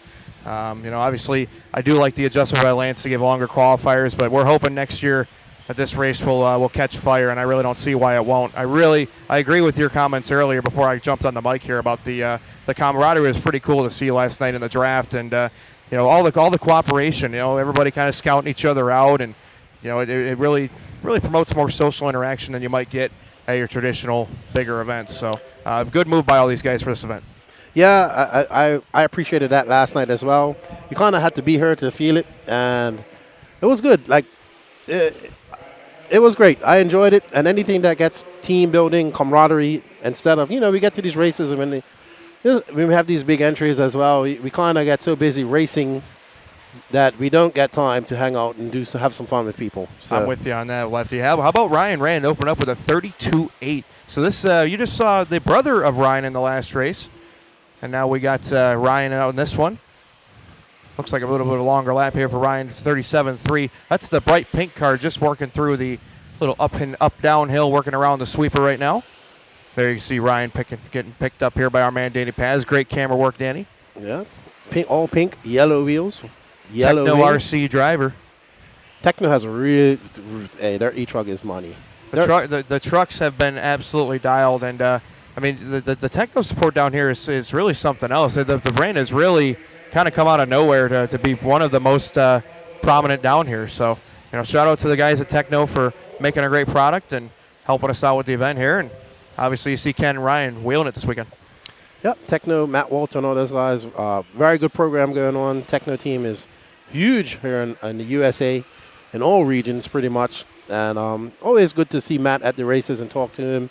He's got some good ideas. And they have a good thing going. Really great product, too. Had a chance to build a Techno kit myself here recently and thoroughly enjoyed the build. And I think I'm going to have to get me an e-truck at some point and maybe just bring it along and leave it here in the States to do some racing once in a while. They are awesome, man. I'll tell you that.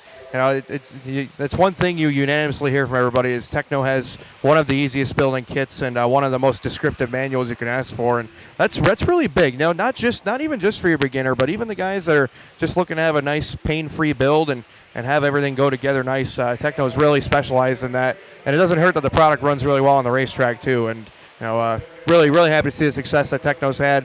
Coming from the conversion kit business years back, and now they're one of the biggest players in the industry. So it's awesome to see the growth. Okay, we was just on board with Chasing Trophies. He has a YouTube channel as well. Go check it out. He's here. I said he wouldn't tell me his real name. It's like Chasing Trophies. Like what? What type of name is that? No, Chasing Trophies. And I said, okay. And I've seen his YouTube before, so he's out here and having a good time as well. There you see him. Got an epic beard games on point. Got to give him credit for that. That wasn't nice. Oh, what a save. What a save. That was awesome.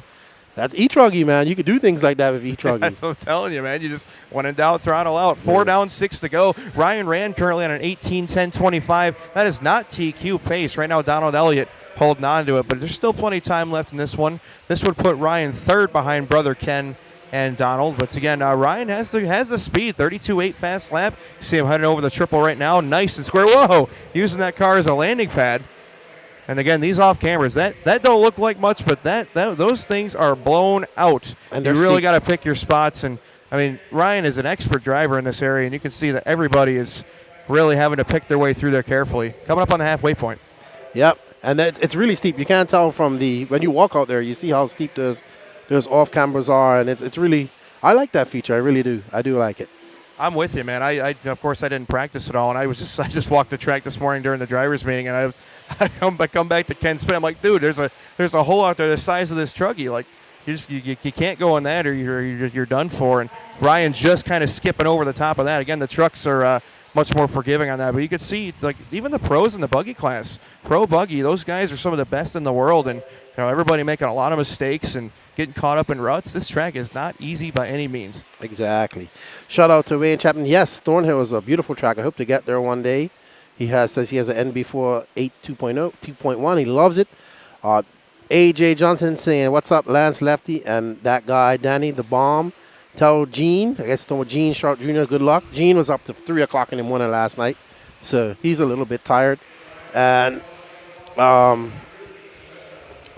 but he's up. He's had a Red Bull. Here we have Kendrick Cummings, E-Buggy paying the bill, E-Truggy out there. James Barr says cartwheels. Yes, we're going to be lots of cartwheels this weekend, especially as these holes get bigger and deeper. But hey, it's off-road racing, right? We can't always have smooth, high traction. We got to have a little bit of variety, and this is old school stuff right here.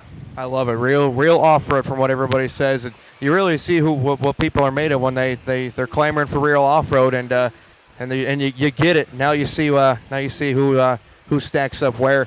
Great run so far here for Ryan. He's getting quicker up the leaderboard. 18, 10, 16. Daniel running second. Kendrick is running third. Then it's going to be Will, Chase, Dan, Dave, Ellie, and George. You're running order with 3:30 left to go. So Ryan over the triple right now, getting closer to brother Ken's time, that pink machine. And really looking forward to seeing how things stack up in E-Truggy. One of our deepest attended classes, and as you mentioned, Keenan, really taken off nationally. It was kind of one of those classes that people would do as an additional thing, or wouldn't really think much about it, but it's becoming a pretty premier class these days.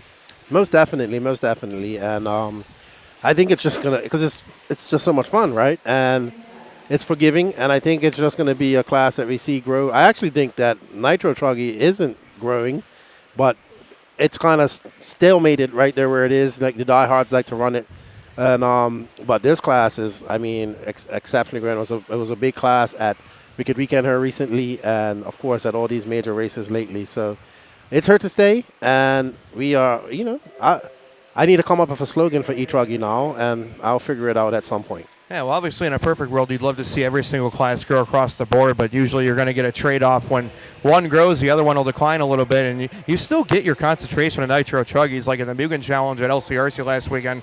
I think there was something like 45 or 50 Nitro Truggies, and you just don't see that anymore at most big races. That many Nitro Truggies in one place, so... we got one way off the end of the racetrack by the Exalt banner. That looks like Ryan Rand. Nope, that was the green and white. Who was that? Oh, Ryan Rand's having an issue too. And Ryan, Ryan actually out of this one. Something going on. Maybe thermal, or maybe dumped the battery. 10 minutes with an E-Trug. When you're grabbing a handful of throttle, that's a big demand. And terrible break there for Ryan Rand. He's gonna have to get him back at round number 2, but I know for a fact that he'll be back in the running. Yeah, and also this is one of the bigger classes, so he's gonna have to put in a good time to get there and get into that A main. But these E-Truggies consume a lot of power as well. So interesting to see Ryan walking out to get his truck. I have a feeling that the battery dumped or something went wrong there. You see young Donnie Williams out there having a look, seeing what's going on. And we'll see what happens with, we're going to have a chat with Ryan right now and see what went wrong with his Truggy.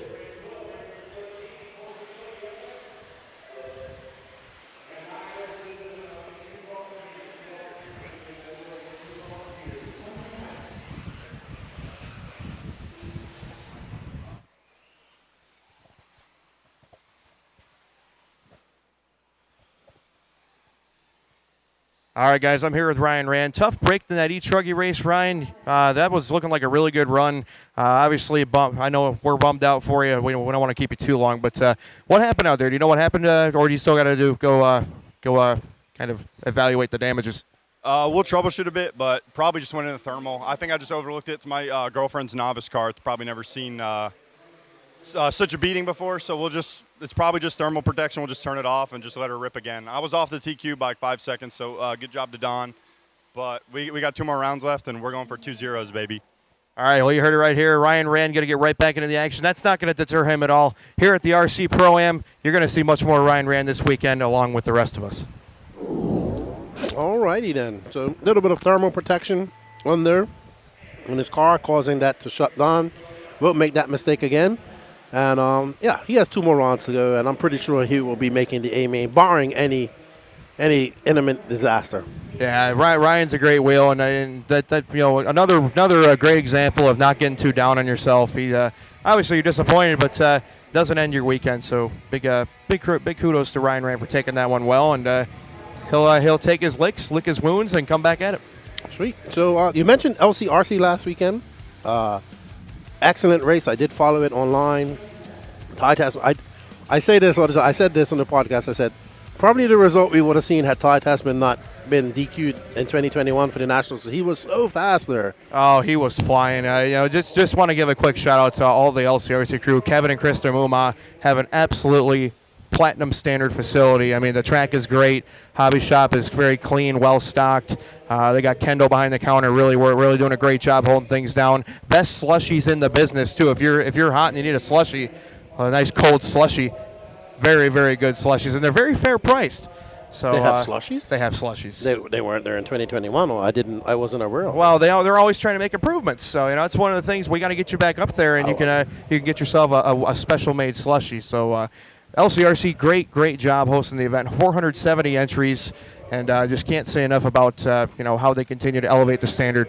Yeah, it was good. I watched the coverage by Toby Hampson and 46 RC. I love my time up there. As you said, Kevin and his wife are very good people. Run a very strict program. Great, beautiful facility. Beautiful area too, up there in the farmlands, and getting to see all the I believe the Quakers or Amish. Yep. Running around in the horse and buggy. So whole different experience for me. And I'm sure they'll get another Nationals or something at some point. And I hope they put in for a Nationals, man. It's about the closest thing from my house, except for my local racetrack, and I make the 4.5-hour drive every single time, but it's worth it every time. Big shout out to the LCRC guys. Hey, we're getting into the Exalt Sportsman E-Buggy. This is our deepest class right here. This is going to be where the money's made in terms of how the points fall. We got 3 full heats of Sportsman E-Buggy. This first one's going to be Ronnie Bowman, Chris Osteen, Alan Bland, Michael Hine, Michael Watson, Mark West, Stacy Malik, Christopher Wilson, Gavin Wilson, Pete Dickerson, and Chris Hunt. Keenan, you got to start feeling the excitement ramping up. I mean, once we get round 1 in and you get people seated where they're supposed to be, that's when we start going to racing, baby. That's right. So as now, there's one. Michael Hine is counting for points in this as well as Chris Hunt. So they're going to want to get out there and get some. They want to do well here so they can get some points for their team. Remember, as we said earlier, that the sportsman side of things scores the most points. They are valued the highest. And let's see, there we see Patrick Rossiter probably giving his driver, Mike Hine, some tips before he goes out there. And we have, actually, this is Sportsman E-Buggy is the deepest field here. Once again, E-Buggy paying the bills here. Sportsman is always, at these events, the biggest class. It was 125 plus at Wicked Weekend here recently that we was at. So, out here, Sportsman, the preferred class for beginners, which is understandable. Very, very nice class to get involved in. And it obviously pays the bills. I know all my E-Buggy enthusiasts are going to be like, see, Lefty, it's the best. It's No, let's get that right. Nitro's still the glory. Hey. E-Buggy's paying the bills. And you know what? I love the slogans you guys make. And unfortunately, I feel like some guys take it way too seriously. The biggest thing is just getting people to the racetrack and having a great time. Exactly. I don't care if you're running a E-Buggy, Nitro Truggy, Traxxas Slash. I don't care what it is. As long as you're at the racetrack, having a good time, hanging out with your buddies, and promoting the hobby in a positive way, it could be anything. Just come out here, have fun. No need to pit the electric guys against the Nitro guys and vice versa. And I'm really excited to see how things go here. That's why I think this event is really going to be successful. You bridge that gap not only between the pros and the Joes, but you bridge the gap between the electric guys and the Nitro guys because they're all relying on each other right now. Exactly. There's very few guys that are running just one or two specific classes this weekend. A lot of guys are multi-classing in here and trying to be part of these money classes. So Really interested to see how this is going to go, and we'll see where this one sorts out. First lap around was Michael Watson with a 37.7 on top. That's right, a.k.a. Techno Savage. Finally got to meet him, seeing him posting a lot on Facebook. Did not know who he was. What an awesome name, Techno Savage. I'd I seen that you'd name like all over that. the place, too, and it's cool to finally label some of the names of the faces. So, yeah, Watson looking great. Mark West, TQ in that Sportsman Nitro buggy earlier, trying to double it up.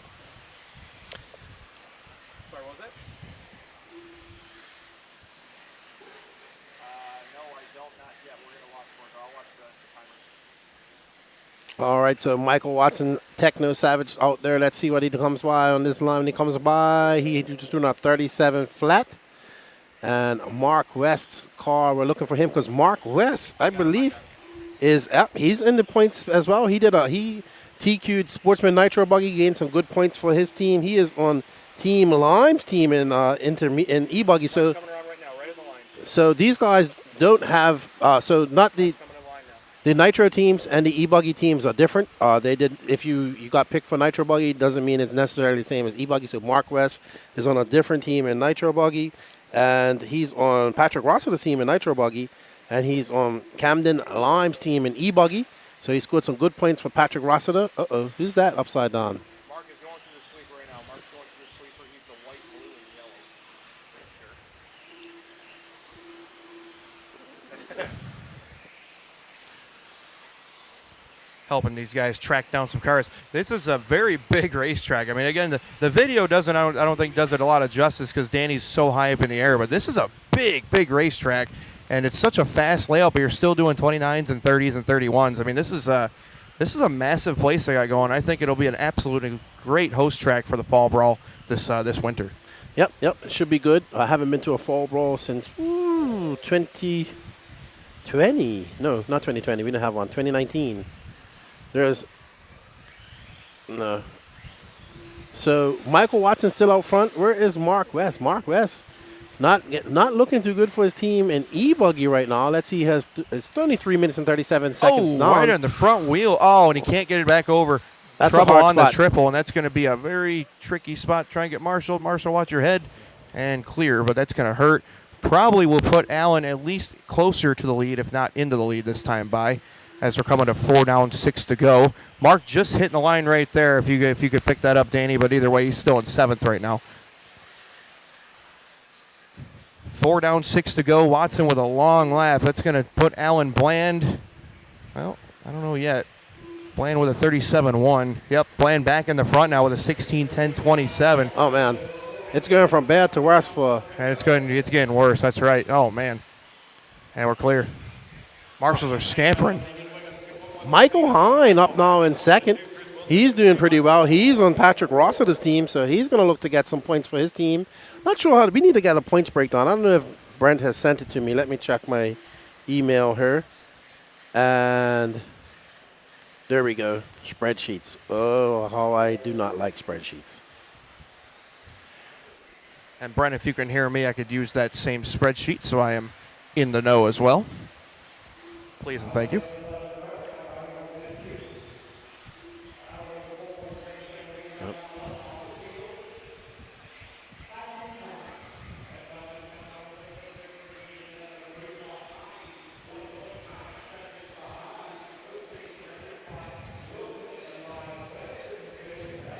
Just past halfway right here. We got Alan Bland leading on a 16.10.22. We're going to pick him up coming across the line. Alan just hitting the line right there, going up through the tabletop. Bland looking really strong.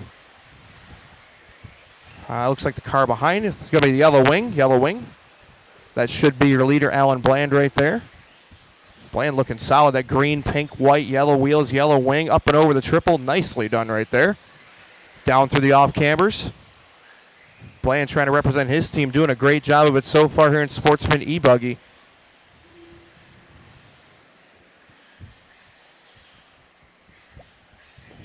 Actually, I'm looking. I don't know if Bland was selected for a team. That's surprising. I don't think so. Wow. I keep forgetting that Pro e-buggy was the thinner class, and there's going to be a lot of very well-deserving drivers that did not get drafted. So Bland going to try and show him exactly why you should have picked him and not the guy you did pick. Bland fast lap 35.7. Quick lap of the race is by West at 35.2. We're starting to see those quick times one more time here. These Sportsman guys, they know how to get it done. It's always always fun to see who rises to the top here through these rounds of qualifying. So it looks like he hasn't got up the updated points, everything yet, but it looks like TQ for Team Olsen, they got a TQ in round 1, 2 points.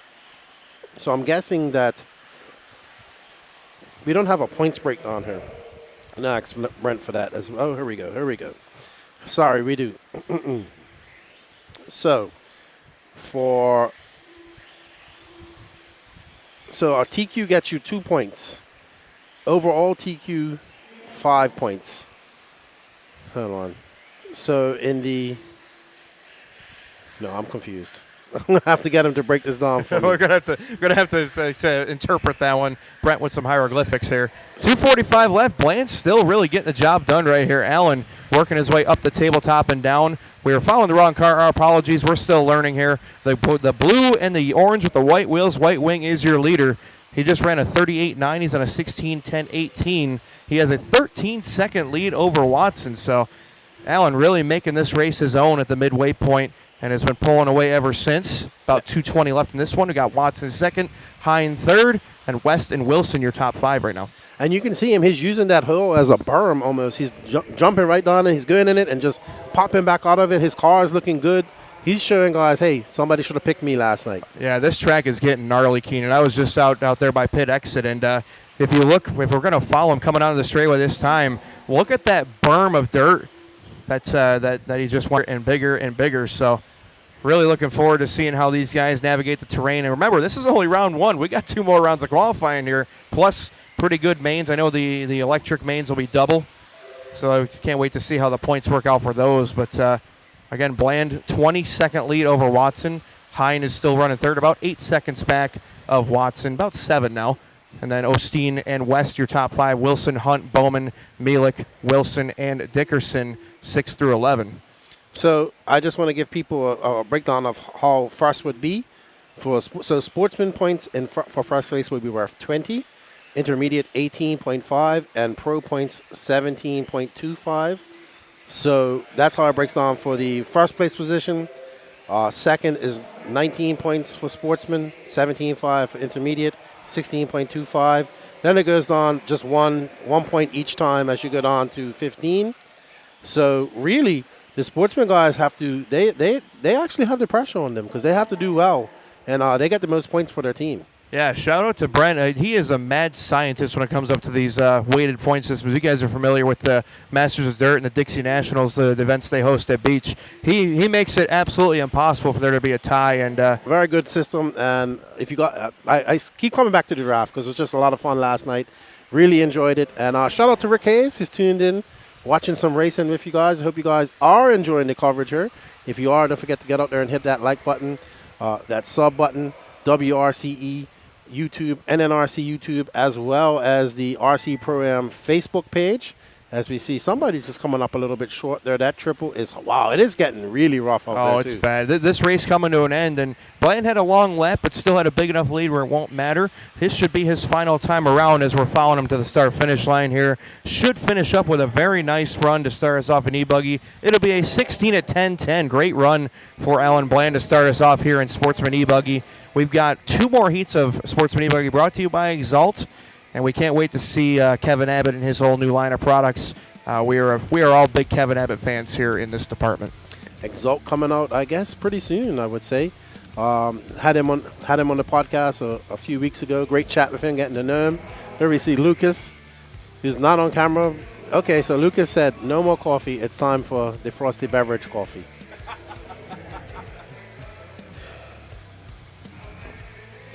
And we would like to thank these awesome companies: TLR, Exalt Electronics, Pro Circuit, Nitro Lux, RC Project, TZO Tires, Privateer Race Graphics, Reedy, Ultimate Racing, True Form, J Concepts Factory Team, Nitro Pro, Racecraft USA, Assault RC, Mark Santa Maria, Spectrum, Tekin, HB Racing, Beach RC, Dowd RC, and SRX for all their support. Thank you to those companies for their support of the RC Pro-Am.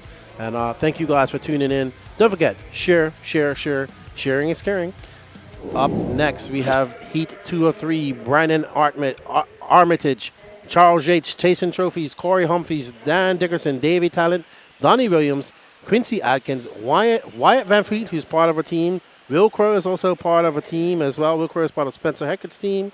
Wyatt Van Fleet's a part of Dave Carmendi's team. Charles Yates is a part of Ken Rand's team. And Brandon Armitage is a part of Ryan Rand's team. So we have quite a few guys here. There's something to prove out there and do well for their team. So let's see how they do. This is Heat 2 of Sportsman E-Buggy race number race 14 of 17. So 3 more races left in this round. So we have 1 more round of Sportsman, followed by Intermediate and Pro E-Buggy. And we do it all over again. You guys are watching race 14 of 17 at the first annual RC Pro-Am, where the pros need the Joes. And right now we are waiting for the start of race number 14. Right now TQ being laid down by Alan Bland at 16:10:10, and we'll see what these guys got for it. Always exciting. This is kind of the fun part, round number 1. Random sort. You don't know who's going to come out where, and it's kind of a fun game you play to see who ends up running the quick laps and who can put together the full 10-minute run. Yeah, and let's see, because I heard some good things about Wyatt Van Fleet. Was talking to Dave Carmendi, and what reason why he picked him. Says a really good e-buggy racer, so let's see if he can live up to the hype. Charles Yates as well, chasing trophies. Actually, his name is Chase, I was told. That is awesome. So there we go. And Corey Humphreys, met him at Masters last year, and he was just doing e-buggy. He was just doing like 10 scale and mini B. And now he's full bore into 8 scale. He's like, ever since I met you, I've spent like $10,000 on RC. I was like, hey, you can't take it when you go, man. That's right. You gotta enjoy it while you're here. And man, I just going back to Dave Carmody, I gotta give him a little bit of crap. He's gonna be in the doghouse, man. He passed on Katie twice, not just once, but twice. And I'm like, oh man, you're in trouble now. And of course, Dave, a good sport. He was laughing it off last night. I can't wait to see how the points end up, because I mean, you got to give credit. Dave really has been getting much faster along with Katie. They're a prime example of people that have been putting in the work, and really glad to see the results are showing for them. Yeah, the Carmendis, very nice people. She has the Race Like a Girl podcast and YouTube channel, as well as their Future Stars of RC program, which is a really cool program where they team up young racers or beginner racers with regional pros. They give out tires. They're collecting tires for this weekend as well to give out to people. They give out gift boxes. So it's a really great program. It's happening at Red Bush September 30th, weekend of September 30th. And it should be a good event. And gotten to know them over the years and become really good friends. Usually they travel with DJ Hepler and Marlo, but they couldn't make it this weekend. I was surprised they couldn't make it. DJ had to work, and Marlo said that Carter has school on Monday, so no big race for them this weekend. But I'm sure we'll see them again at the... Ooh, look at that. That jump is getting eaten away right there. That jump is getting so rough. And honestly, that's probably one of the better looking runs right now. And that's not a criticism. That's saying that this track is really going to start getting tough for these guys. You can't just drive full out anymore. You really got to pick and choose your lines and decide when you want to hammer on it and when you got to just kind of conserve. And I think that's really going to play into some of the guys' hands. I think specifically for Cole Ogden, super experience with rough blown out tracks, but at the same time, these S-Works cars, all these pillow ball style cars, this is where they're supposed to shine. So I'm really looking forward to seeing, especially how the pro guys handle it. I mean, we saw it already with David Olson kind of pulling the upset. I mean, he's a fast regional driver, not taking anything away from Olson, but to take down guys like Ogden, Lime, and Heckert, very big accomplishment, even if it's just for a qualifier. Very impressive, very impressive. So I guess that's Corey Humphreys we're on board with, and the John Deere colors, as Derek says. And Corey is not on a team right now. Let's see how the team guys are doing. So David Talent's on Cole Ogden's team. He's in 3rd. Quincy Atkins is not on the e-buggy team, but he was on a nitro buggy team. Charles Yates is currently in 7th. Will Crow is in 10th. Brandon Armitage is in 5th. And I think that's it.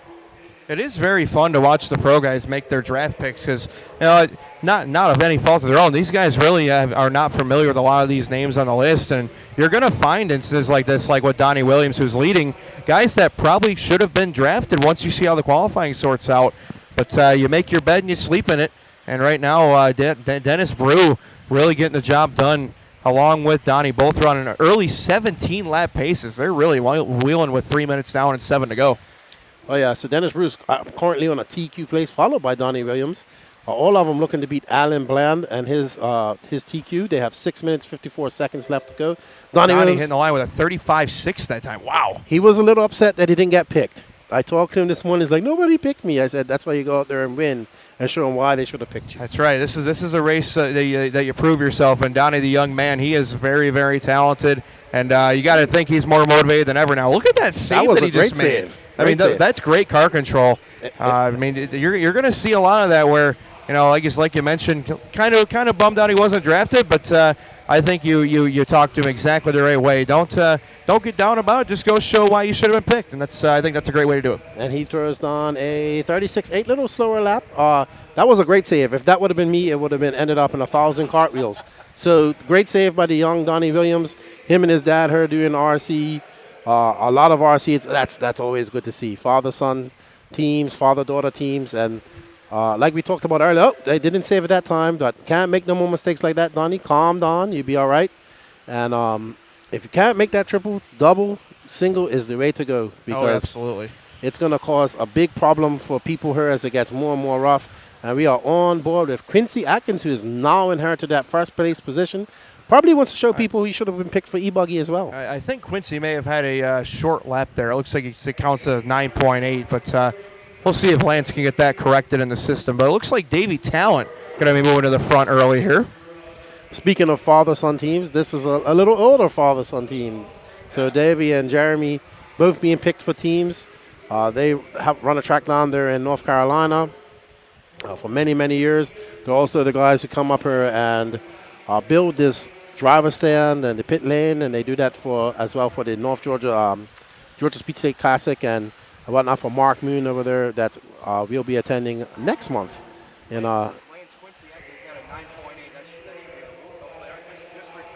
Tiger. So Davey Talent now moving up to that front position. Donnie Williams having another long lap. He had a very bad lap of 43.9. Not much better this time either. Yeah, 30. Better. Ooh, 47. 47. No, that's not better. He's got to calm down. He was throwing on some good laps earlier. He's got 4 minutes 34 seconds. But right now he is currently being scored down in 7th overall with one more heat to go. And Wyatt Van Fleet bumping up there to that 37.5. Maybe he's going to show why he got picked instead of. Watch out. Oh, what an evasive maneuver. Not to cut you off, Kenny. Look how close the leaderboard is here for 1 through 4. This is why we keep swapping all over the places. One long lap drops you down multiple spots, and we're trying to track down who's who. Van Fleet just working his way through the sweeper right now. Van Fleet working over that little crossover double. Oh. No, that's not Van Fleet, though. I don't believe so. I believe Van Fleet's behind him. Mm-hmm. That's Donnie Williams, who's not. That might be Van Fleet. That's probably Van Fleet right there. No, let's follow that blue and white car right behind him. I think that's Wyatt Van Fleet. So hold. It's one of these cars. It's that blue car, I believe, coming around. Danny, there we go. Should be right here. There we go. Oh, wow. Oh, wow. Oh, boy. Oh, ride it out. That was close. That could have been very ugly. So we are currently, fall back, Danny. Fall back to Wyatt Van Fleet. Is this one? Okay, the other's chasing with the colored wheels. Okay, there we go. So we are on board with Wyatt here in this purpley black, very dark colored car. Oh, look at that chuck hole right there, man. It just eats your car right up. I mean, this is really getting to be a real style off-road track. Van Fleet hitting the line this time with a 36.9. He is second place, right behind David Talent, about 1.4 seconds, so not out of the equation by any means. Donnie Williams only about 3 seconds back of the lead. Right now we have about 5 cars in the mix for the top spot with 2:40 left to go. Good job by young Donnie Williams, putting his head down after some very long laps to come back up and get in a third position. But Wyatt Van Fleet looking to take that from Davy Talent, and we have one more round to go, so these times are not secure. Let's see what the third heat of qualifying can do when it's done here in 2 minutes and 24 seconds. Davy Talent jumping a little bit long over that first double. He actually cases the triple. Great job getting back on track, but that's going to give Wyatt one more shot at him. Van Fleet only about 2.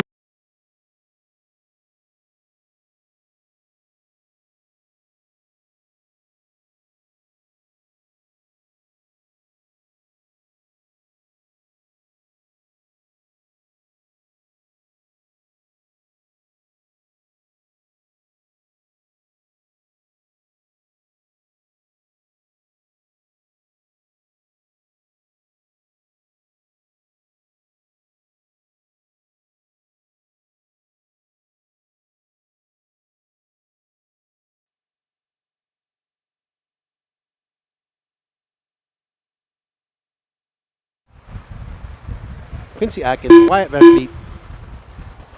Van Fleet now falling down the ladder down to the number 6.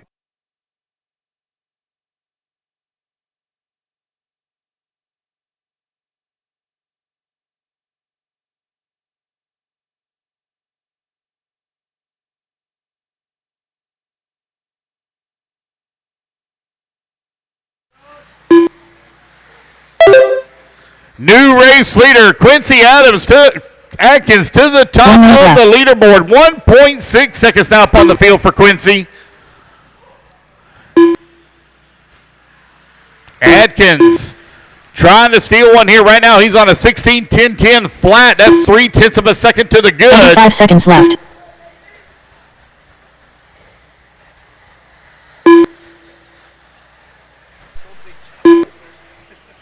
He is, if he can't figure it out, it can't be fixed. That's how I think about it. 30 seconds left. Not is he only running cameras, he's up there operating everything else as well. And making sure everything goes good. Let me see. We are back, he says. And we are back. And he is going to work on the camera as we get ready here for you guys. We do apologize for that. But this is technology, and it can go wrong. And Davy Talent will take that. No, he's not the winner.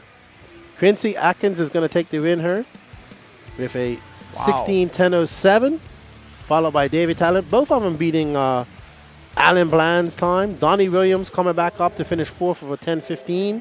Dennis Brew, Wyatt Van Fleet, that long lap costing him big time as he drops down to 7th. But we have one more heat of Sportsman E-Buggy to go. Davey looks like he's still finishing up here, but what a run from Quincy. As we were trying to figure out the technical problems, he came out of nowhere and came back to a 16:10.07. Shout out to Quincy. Awesome run. Davy Talent will stay in front of the TQ set by Allen, so put Davy second right now. Dennis Brew finishes third in this one with a 16:10.17. Your top, looks like 8 all run 16 laps.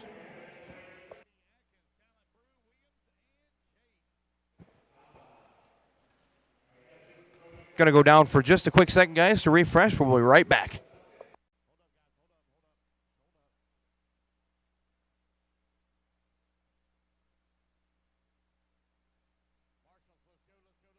Please, quickly. What's up, Danny? I don't have any camera at the moment. There we go. All right, chat, make sure we're good. Can you guys hear us in the chat? Chat's quiet today. Just making sure you guys can hear us in the chat.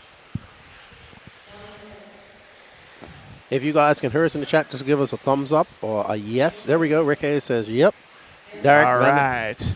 Derek, how's things going at Beach RC this weekend? You guys getting a lot of business in there this weekend on a Saturday down in Myrtle Beach? Keeping you busy? Says slow. I love it. Hey, there's Derek Vanderham holding it down at Beach RC. Derek, I miss you, buddy. Wish you were here, but I know you're doing a great job back there at home base. He got to go to Mugen Challenge last week. Oh yeah, out there. We pitted 10 feet from each other. It's pretty awesome. So always good to see Derek, and really, he's a very important part of the Beach RC family as well. So shout out to you, Derek. All right, up next in Heat 3 of the Exalt Sportsman E-Buggy, we have Jeremy Lawrence, LJ Lawrence, Ali Swanson, John Scrappitz, Alan Rion, Sierra Lawson, Evan Stikelather, third generation of Stikelather Her Racing, Doug Tudor, Charlie Lay, James Wyatt, and let's see who's on teams in this race. Let's see. So we have, no worries. Don't look like we have anybody on any teams here. So nobody to really follow for the points in this race. No Tim Sink is in Nitro. So these guys are clear to go. Let's see. Their TQ time they want to beat is by Quincy Atkins of a 16:10:07. Let's see if Quincy can hold on for that. And if he does, so one of these guys is going to be upset they didn't pick him for e-buggy. They did pick him for Nitro, but not for e-buggy. I think somebody's going to throw up a 17 here. I got a feeling. We're gonna find out, but 17's tough. I just feel like one of these, like, look at that right there by Doug. It's a good opening lap, 38.5. But we'll see how things work out. This is our final heat of Exalt Sportsman e-buggy. TQ again, as Keenan mentioned, 16:10:07. We'll see how these guys end up. Oh, we got a little trouble in the sweeper, but it's all clear. Moving camera is down for just a minute, guys. We're going to have Danny doing a quick checkup of everything, make sure we're all good. But moving camera will be back shortly. Oh, yeah, Danny's feverishly working up there. I see him, and he's up there in the heat. It's hot up there where the guys are, too. That's where the heat, the hot air rises. Doesn't look like Evan Stikelather, Sierra Lawson, or Charlie Lay have started, so not sure what's up with them. I see Evan running around selling bracelets. Maybe he's busy making money. Hey, I got to give credit, too. I mean, you got to remember that Danny's up there with Lance, who's blowing all that hot air, too. So he's working against the elements right now. Shout out Lance McDonald. He's doing a great job keeping this program moving, and he does an awesome job in his series, too. We will be back in 5 seconds, people. Just checking on the stream. Okay, and we are back. Thanks for sticking with us, guys. Here, just making sure we have everything working for when we start getting into the real hot action. Right now, we're coming to the end of round number 1 of qualifying. This is race 15 of 17. Sportsman e-buggy presented by Exalt. Big thanks to all of our sponsors for the support of the first ever RC Pro-Am, and we certainly hope this is the first of many. Yes, sir, and welcome, Blake. How you doing, man? Hope you're chilling out today, not doing any too much farm work. Thank you for everything yesterday, getting me here. XTX Lefty. It's not often that I'm silent, but we're here, and just working out some bugs up there. Danny, we will have, like I said, moving cameras coming up. We do have the intermediate and pro qualifier to go on, so we are looking to get that settled and ready. And right now, John Scrappitz is on a TQ pace of 16:10:04, so he's about 3 seconds ahead of the current TQ set by Quincy Atkins, but John is not on a team either. So, Davey Talent is right now the top team guy so far. John running that all-white car coming through the sweeper. Oh, he rolls over the little bridge double. This track is tough, man. I know I've said it a bunch of times already, but this is going to be very, very suspenseful. And I know exactly what Brent was going for with the points. This is going to come down to the very last lap of the very last race tomorrow. And really can't wait to see how this is going to end up. Just like you mentioned, there's a couple of non-draftees here that are up in front. This is going to be a fun little side story to follow as we go. That's right.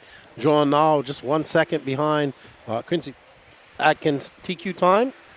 And like I said, Davey Talent is a top team guy here. He's currently scored in third. And barring any 5 minutes and 22 seconds left, he's looking like he might hold on to that position, but anything can happen. James White is 6 seconds behind. So, yeah, it looks like Davey should be good. But Quincy and John are not drafted into the e-buggy side of things. So Davey Talent looking to be the top e-buggy point scorer coming out of this Sportsman e-buggy qualifier. 10-minute qualifiers here at the RC Pro-Am. Excellent event. Put it on your list for next year. I think they're going to change the date, I heard. So which will be good. More, right now it's in the smack dab of a lot of racing. We have the World Championships coming up here shortly, which should be absolutely, I'm looking forward to that. Oh, yeah. And, being on a Worlds here makes it tough, but I give credit to these guys for doing their research and making sure if you're going to go on top of an event, you might as well be on top of one that's 20 hours away by car. So these guys doing a good job with the planning. I know that it's tough this time of year. You're trying to get one of your final events in. Like I know, LCR's just had their big one, and Dago's got their one this weekend. And as you mentioned, the Worlds throws the wrench into it because that's a very, it's not ill time, but it's just a very strange time of the year, I would think, and it does definitely kind of mess up the flow of our traditional northeast southeast scheduling. So on a worldwide scale, say we have the European Championships next year, which is in next week in Redovon. Then those guys, some of them are going to be going to hobby action, right to hobby action.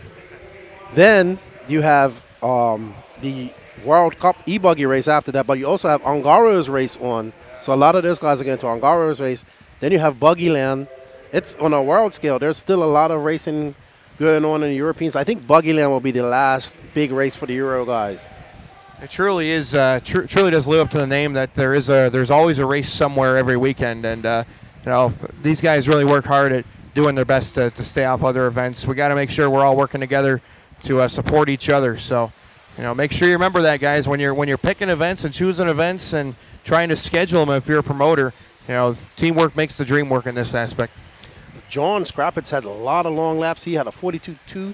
He is now on a 16:10.19. He's dropped all the way down to 6th overall. So Quincy Atkins, his TQ time is looking pretty secure with 2 minutes and 50 seconds left on this clock. And David Talent, that's going to move him up to 2. So that's going to give him a few more points as well for his team. So well done, David Talent. Doing it for the older guys. The older gentleman here racing with his son, Jeremy. And looking good for these guys. And here we are back with the moving cams. We see these e-buggies bouncing all through these bumps here. The buggies are really going to struggle through here. You're going to have to find people that's going to try to use these bumps to their advantage. Maybe we'll see people just getting out in the loam and using the loam. And that's just Ryan Rand's getting serious. He's got the shirt off. He has gotten serious. He says it's hot. The shirt is off and the gloves are off here at the RC Pro-Am 2020, the inaugural iteration of this race, and I think it's going to be very popular, especially after people understand the draft side of things and see that we did something similar in RCGP called Pros Love Joes, and I think this is when Brent was explaining this to me because I took a little bit from there, and it's always good when we get, this is their jobs, right? The pro guys to come out here and help out with these the other drivers, and not so much pressure on them as well to do well at these races, because it's very hard when at these bigger races, and obviously they got contingency money on the line. They're trying to do well. So, but at a race like this where it could be a little more fun, a little bit more laid back for the people that are participating, it's always a great experience. Well, it's as you mentioned too. RC is a very individual sport. We all love our race teams, and we represent our race teams that we run for, but RC is very largely determined on, if you're a nitro guy, you're pitman as well, but largely individual success. And I do like the fact that this event really brings not just people of the teams together, but of different skill levels together. Really like the fact that you get that collaboration with people. And I think I heard you on the live broadcast earlier say that one of the pro guys actually helped a sportsman earlier. They didn't have any diff oils in their car, and they had some bent screws and this and that. It really just helps elevate the whole level of the competition. And big shout out to these guys, the RC Pro-Am, for bringing these guys together. I think this race will be very much taken off in popularity in future years. Yeah, I think if he'll have to cap it, so it keeps that, and then keep it at that, so you get that atmosphere. You can't have we have those big entry races, and that's great. We like them, but when it comes to these type of events, it's a specialty event. You're probably going to have to cap it and keep it low, so you get this track time in and whatnot. But the people that are here also, not only are they getting that experience, but they're getting a bunch of track time with 10-minute qualifiers here. Probably getting about a minute's worth of warm-up prior to the race. And we're still going to get out of her at a decent time to go have a meal tonight. Scheduled to get out of her at a decent time tomorrow as well, so that's even better. Do you want to send Casey Atkins over to the backdrop? Quincy Atkins? Do you want to send the backdrop and still be TQ in this class? Okay, no problem. All right, so Quincy Atkins will take the TQ with a 16:10.07. Tudor got back within 4 seconds, He but did. man, Quincy put in an awesome run that last time. I guess my prediction of 17 laps was wrong, but there's still 2 more rounds to come true on that. This race coming to an end here. You see Stike Leather going one more time. Great to see the young Stike Leather. It's awesome to see Jake and Joe and obviously Grandpa out here as well. So awesome to see the family atmosphere and Evan getting the job done with that associated car. There we go. Doug Tudor, John Scrappitz, James White. But the big winner here is David Talent, who scored some points for his team. And his team consists of Cole Ogden and Katie Carmandi. So Katie also could do some damage here in Nitro Buggy as well. She's up next. I'm sorry, E-Buggy. She's up next for E-Buggy. So let's see if Katie Carmandi can get some much-needed points for Cole Ogden's team as well. And but David Talent coming out of Sportsman, the top sportsman driver for all the teams combined. And let's see if Dave is going to regret not picking Katie this weekend. I was talking to him last night, and he's like, I know every screw in her car. She's like, oh, no, Cole already told me we're going to take his car and put it in his trailer, so you can't mess with it. Yep, absolutely. And again, big shout out to Dave for being a good sport. We were busting his chops last night, but it really is so cool to see the cooperation of the teams, and you can tell the vibe at this race is so cool. Like everybody's just having a great time. Nobody's really like it's at least not yet. You're not seeing the super intense style competition. It's a lot of fun. We're obviously still going to be very competitive throughout this event, but the vibe here is unmatched. The Beach RC guys really put on a good show. What's up, Nitro Freak? How you doing? He says it's coming on later on to check out the racing. Awesome. Come on by. Like I said, I think it's going to be finished around 7, maybe a little bit earlier, so try to get down here before that. And I'll come over and say what's up and get some decals from me. I got some here for you. I know you'll like that. Bill Thompson Lane, Lake Waccamaw, North Carolina. Come on down.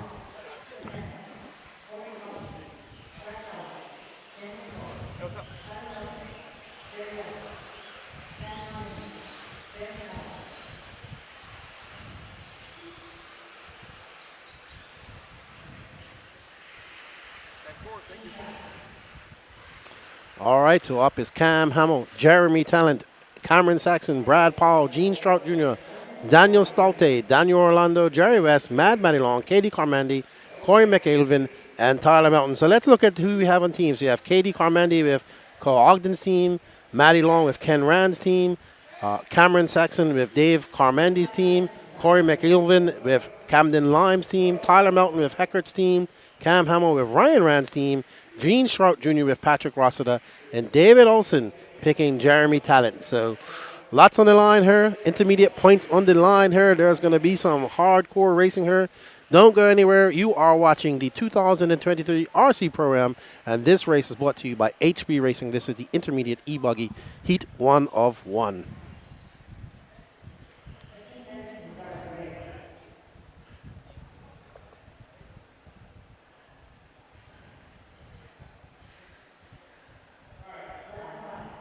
Okay, so we was just informed that we will take a 30-minute break, I believe. 30-minute break after the first round of qualifying, and we're going to probably reset the stream as well because Danny's trying to work on getting the driver's pictures working. He was busy taking headshots yesterday as well, and don't go anywhere. We will be back. And Nitro Freak says he only lives 50 minutes from the track. You live in the Wilmington area? Because we're not too far from that area. Nitro Freak is always here on the YouTube feeds, him, and it's a bunch of group of YouTube guys. He has his YouTube channel as well. He's big into fifth scale right now. He's geeking out on that. He's got a big MCD up there and he's having a good time with that. I want to get myself a fifth scale car. You ever driven fifth scale cars? I have not driven a fifth scale car, but I know Matt Olson at Matt Olson Designs is big into that. I think he just ran a fifth scale race a couple weeks ago and did really, really well. So I want to say it was. Did you see that? It was last weekend. I think so, and I think he was on the J Concepts fifth scale tires, which is pretty sweet. Really cool to see a lot of different markets that people are jumping into, and Olson really is full bore in the fifth scale stuff, and I mean can't meet a much nicer guy. Olson really represents the hobby well too. Yeah, he's racing, doing the coverage, commentating. And he's actually doing the coverage of the Worlds as well. So man of many talents. Yeah, fifth scale, really big in, not, I would say it's a little bit bigger in Europe, large scale. One of my good friends, Connie Svensson's really involved in it. That's the only class he runs. Pekko Ivanen, who I've gotten to know, he's a European champion as well in that class. So I really like the Onward fifth scale as well, but that is big money right there. Big money. Big money. So, but I really like the realism of it. So, Good opening laps here. Jerry West opened up with a 35.4, backs with a 36.7. I don't believe we got Jerry on a team. No, he is not. Wow. The newest person on the team right now is Gene Shrout Jr. He's out there of SJ Racing, getting all your car builds built. Check out Gene Shrout Jr. Daniel's on the Nitro team, so he's not in this one. Katie Carmendi, she's next. She's in fifth. Jeremy Talent right behind her. So, but right now the battle's between West and Orlando. They have 8 minutes left to go. And next up will be your pro class. Just 8 pro e-buggies, unfortunately. But should be nonetheless all good. Here's Dave coming by. I want to watch. I'm going to ask Dave, what is he paying attention to? Is he paying attention to Katie's car or paying attention to his team car? He's taking pictures, it looks like. Right in front. There's Dave Carmendi. He's taking video of, I'm assuming, of his Dave's wife. getting the action shots. There's Katie right there in that teal aqua. She has her car, now you know what? She's always had these colors. But now her and Lee Setz's car look very familiar. Very similar, yes. I don't think Lee has the pink window trim, but it's very, very close. Yeah, that aqua, that teal. I really do like that color. It's very sharp, very pastel colors there. Daniel Orlando back to the front now with a 35.7. Jerry now Katie up to third. So sometimes the commentator curse reverses itself and you actually go faster. Katie with a 36.7 that time by. She's on a 10-17. Super close at the front. Top three spread by 1 second. And Maddie Long just threw down a 34.1. That's going to move her up, followed by a 36. That's going to drop her down just a little bit. But Maddie also on one of these teams and looking to put in a good show for Ken Rand's team. But Jerry West out there at the toast of the town right now. That might have been West just now. Let's see. He jumps off the track. That blue and white. That's a nice bright blue and white. Easy to spot paint job right there, I'd say. That triple is getting very tough to hit. Very hard. You got to nail that first double or else you just got to double single that next triple. It's very, very rhythm dependent there. As you can see, Jerry going around that little sweeping tabletop coming across the start finish line. Won't be his best lap. It's going to be a 37.8. But even then still drops him down to third. It's still in the picture. Orlando leading with Carmendi second, 4 down, 6 to go. Carmendi, the big mover in the points team. She's now up to second, looking to score some good points for Cole Ogden. She is looking to also show her husband why he didn't pick her. But Dave out there getting some film of her car as well, so I'm sure that's the honeydew list to make up for not picking her. But good sports.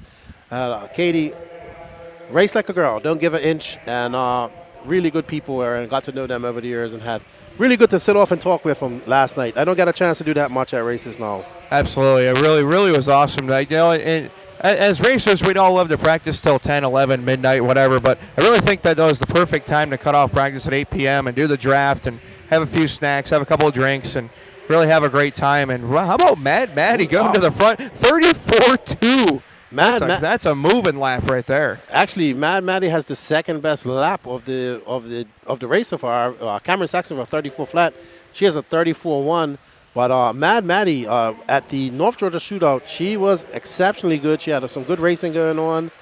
Very accomplished racer, very quiet, very shy. And I remember she was with my buddy, one of my buddy's girlfriends at Wicked Weekend. She goes, "You gotta make her look good." I said, she's gotta talk. She's gotta be active and be smile and all that type of stuff. Talk, just be yourself, have fun with it. I said you gotta get used to being in front of the camera, because if you're gonna be an RC and do well, you're gonna be in front of the camera. And there she is, 33.8 that time for Maddie Long. Wow! Just so you guys are being refreshed to your memory, some of the pro guys were in the 33s and nitro buggy. So we are seeing some super good runs from these sportsman and intermediate guys. I mean, Maddie with a 33H is on a 17:10:05. That is pushing the pace right now. Orlando about 4 seconds back now. Then we got Talent running third. West, Stolt, your top 5. Then it's McElveen, Carmody, Saxon, Shrout, Hamill, Powell, and Melton. We were just talking about Katie in second, and one mistake brings her from second down to 7th. And Maddie out there looking very good out there. She's in the flow. She's going on the inside of those bumps. She's picking her line smart. She's got a great line coming through this. Right here, watch.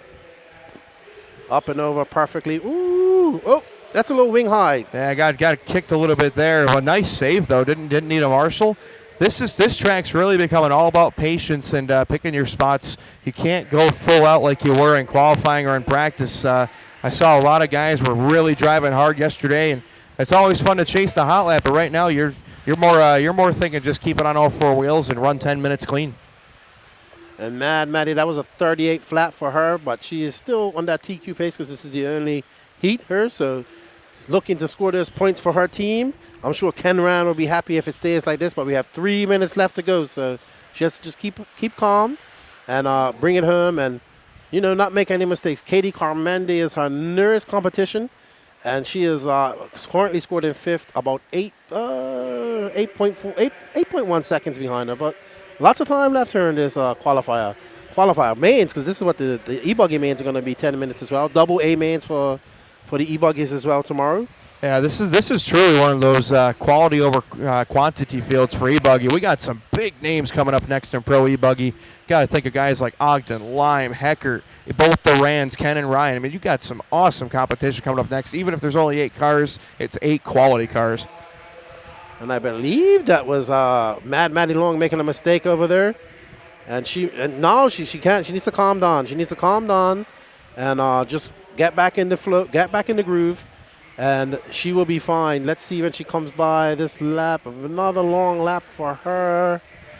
Should still be in front barely. Ooh, that was a 40.7. No, 2 tenths back, so Orlando going to take it away. I love that zoom-in shot that Danny made. You could see just how the suspension is articulating on these things. I mean, you are using all of the suspension travel right now through those craters, and Maddie has the speed. She just has to keep it clean here for 140 to go. She is a little bit quicker than Daniel every lap by, but Daniel living up to the status quo right now, just nice and clean every time by. That same lap, usually 35 or 36, and that's eventually gonna pay the bills here with a 10-minute race. Consistency is key in these long 10-minute qualifiers and e-buggy and nitro buggy. Don't need the pit that you need a nitro buggy. So now we are on board with Gene Strout Jr., who is probably a little bit tired after coming in at 3 o'clock in the morning after wrenching all night with Patrick Rossiter, and was up early, up before Patrick. Patrick slept in for an extra hour. I mean, that's a big enough job having to deal with Rossiter all weekend. Then you wrench till 3 in the morning. That's just a double whammy. I mean, Gene putting in a good run right now. Yeah, Rossiter, when he's up and going, he don't stop. But when he stops, and he goes down for the count. But Gene looking good out there. He just threw down a 35-1. Personal best. Yes, out there on a new ride. And we are back on board with Maddie Long, who's doing a 34-9. She's just back in the groove. Currently on a 17:10:09. And a great run from Maddie.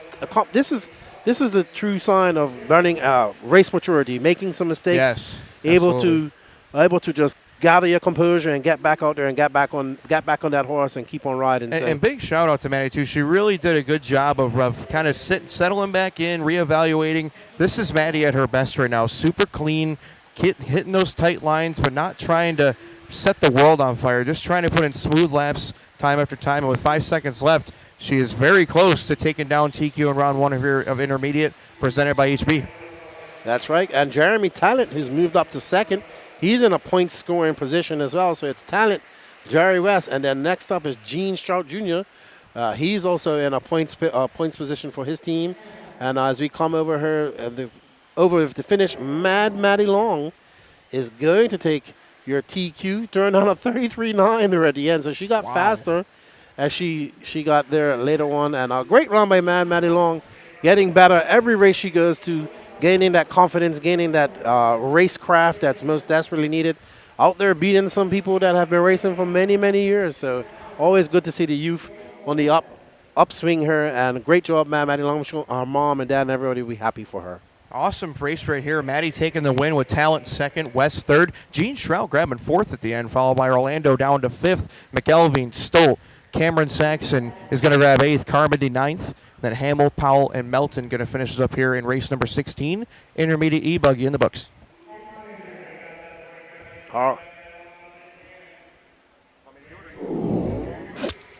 All right, I want to thank our sponsors for the RC Pro-Am. We got Team Losi Racing, Exalt, Pro Circuit, Nitro Lux, RC Project, TZO 200 Tires, Privateer Race Products, Reedy, Ultimate Racing, True Form, J Concepts, Factory Team, Nitro Pro, Racecraft, Assault RC, Mark Santa Maria, Spectrum, Tekin, HB Racing, Beach RC, Dialed RC Hobbies, and S-Works. Thank you guys for all of your support at the first annual RC Pro-Am. All right, and we are going to okay.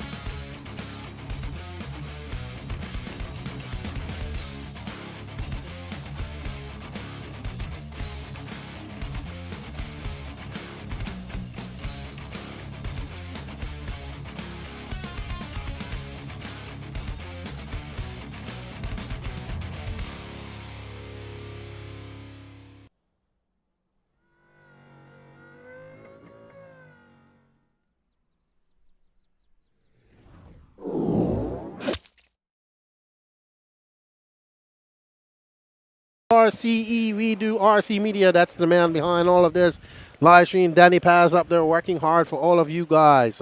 So make sure you go to that WRCE page, hit that like and notification button on there. He has tons and tons of content from all his live streaming over the last couple of years. Nitro Freak, you got another MCD. Which one are you getting this time? I do like their four-wheel drive, on-road type cars or rally type cars. I want a fifth scale bad, but I ain't gonna lie, I want a Baja 5T. I think them things look so cool. A lot of money to put in to make them good, though. All right, we are here with the S-Works Pro E-Buggy race. Only 8 races. We got Ryan Rand, Patrick Rossiter, David Olson, David Carmandi, Spencer Heckett, Cole Ogden, Camden Lyon, and Ken Rand. David Olson taking TQ in Nitro Buggy. Let's see if he can do it again, scoring maximum points for his team. Olson looking very good out there this weekend so far. And we're off starting with Patrick Rossiter. I see that iconic green and pink, green and white body going out there. Oh, all right. The dub. Thank you, buddy. Thank you, Mr. Barden.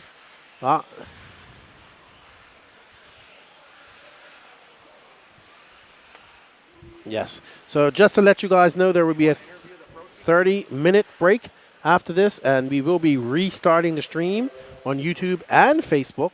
So you're going to have to find us again. I think we're taking I believe, I wonder if they're going to do any track maintenance.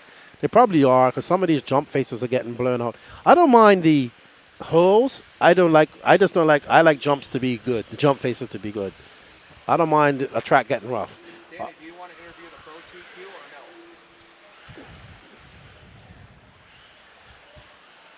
Yes, after this, you want to just interview the Pro TQ and then restart?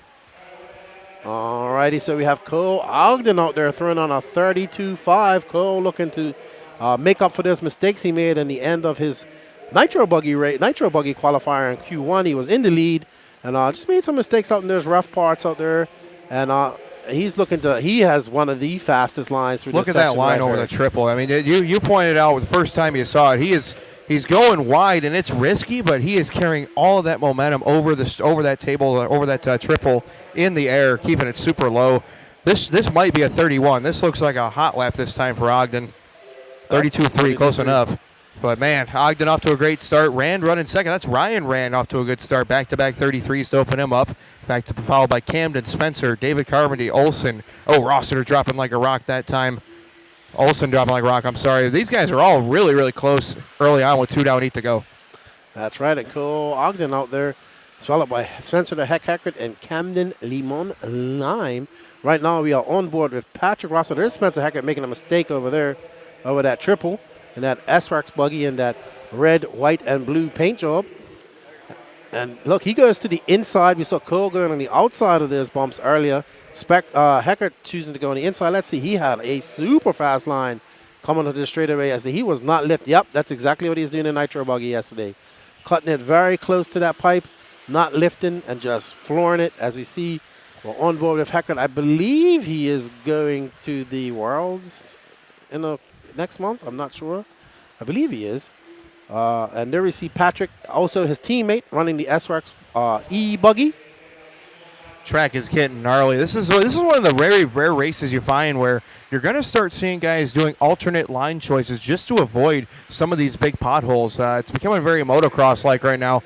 Really love the environment. And there is a 31.9 from Ogden, fast lap of the race. You hear us getting excited about 31s. These guys were in the 29s yesterday, but this track is just getting beat up. And 31.9 is the fastest we've seen today. Olsen and Nitro was a 32 flat, but we did see a 31.9, now a 32.8 to back it by Cole. And we are on board with Dave Carmendi in that green and white HB. And Dave currently being scored in 7th. Ken Rand right behind him. David Olsen is not replicating his Nitro run, unfortunately, so far. He has 6 minutes and 27 seconds left to go. And there we are on board with Camden Lime. This guy, you talk about just pure natural talents in RC. I'd put Camden in that short list of guys that are just absolutely filthy. Doesn't matter how much practice time he gets. Doesn't matter, what tires he's on. He is making it happen regardless of what he's on. And shout out to the S-Works team. He got a good one here in Camden. He has put in a lot of work. He's been very impressive all year, made a lot of mains. And just a great young man. He's out of school right now. And he just threw down a 31.9. It is so close between him. So Cole had a 31.927, and Camden had a 31.937. So Camden out there trying to beat Cole's hot lap, looking really good out in that cotton candy flavor. Oh, and gets a little crossed up there with that was Carmendi, I believe. And you see Camden decides to keep it on the inside of this of those bumps, and that's probably the smoothest line right there. It's not very big, I will tell you that. He's also missing that big divot in the face of that jump as well. The next time Danny pans back over to Cole Ogden, you just see two very different driving styles. Cole really picking his marks, picking his spots, and Camden is just full wick. He is sending that thing sideways in the air. Actually, Camden getting it wrong off the triple this time. That's the risk you take with driving so hard, and Camden really does it well. When it works, it really works. But Cole really showing his experience right now, picking his marks. Really under control. I think he's probably driving about 85% right now, just getting the job done. He's got a 6-second lead over Camden right now. Now it goes up to 7.5 after that mistake from Camden. Spencer right now in that 3rd spot, and then it's going to be Ryan Rand, Patrick, David, Ken, and David Carmendi. And there we are on board with Cole. He goes to wide, is going into that triple. Cool, and he's also, his line is a little bit wider. He's keeping it full tilt. Coming on through the straightaway there, not cutting it as close as Heckert. Going a little bit wide, using a little bit of that fluff out there to just help him. That, believe it or not, that fluff is helping these guys a lot with his traction. Picking up Ken Rand right here going through the sweeper. That car's looking very solid. Got a little Pro Lids paint scheme on there. Shout out to Brandon Swisher. Pumping out some of the best schemes in the business, and they're showing the endurance of the Pro Lids paint and the Techno chassis. Rand getting a little bit wrong over the double-triple, but Ken Rand putting in a good run this weekend so far. He's fielding multiple cars. Him and Ryan Rand really working well as that Techno brother team, and you can see that's some sweet colors there, the yellow, white, and red Techno of Rand down the straightaway. He goes, not his best lap. That was an 18.9. I'm sure that's not a legitimate lap, but we'll get that fixed in scoring. So Ogden's still leading with a 31.5. That's a legit lap. Ooh. And he's going to bring it back around the back straight and up and over this corner tabletop. Let's see what he's got to offer us this time by with 3:30 to go. 32.5. So he's on a 19.10.14. And Camden having a long lap. He's on a 38.6, dropping down to 3rd. And but Cole is out there just getting faster. I mean, when your slow laps are 32.5 right now, I think you're doing pretty good. Yeah, you can definitely tell that Cole's starting to feel the flow. His average is a 32.3. Only a couple guys have actually beat that with their own hot laps. So Ogden, again, showing the experience, showing why he is one of the best in the business, the people's champ, getting it done with 3 minutes to go. And Spencer, the Heckert, up back there. And then Camden comes back with a 31.9. So Camden having a really long lap. I don't know, we missed him when he went off track. There you see Hackert just keeping it as tight as he can on the pipe. You'll watch when he comes on the straightaway how tight he keeps it on the pipe. Let's keep it Hackert if you can, Danny. Wow. So he's dropping down. Cole with a 32-1. Let's see what Camden does now. A little longer lap for Camden longer lap as well. for Camden. Ooh. Following Heckert right now. It looks like Heckert has really settled in. Had a bit of a rough start, had a couple mistakes, but really starting to find the line of what you can and cannot do. And again, Spencer, another one of these young talents. He is so good from the Ohio area. Got Dad Scott with him this weekend, and they are a great team for S-Works and Proline. They are really one of the forces to reckon with, and I really feel like it's just a matter of time before Heckert really finds himself in the picture for one of these major wins. He has been knocking on the door for a while now. Yeah, and he can be super fast. I remember at RCGP at Badlands last year. So fast, faster than everybody. And just a good guy, having fun here doing the RC life, always with his dad.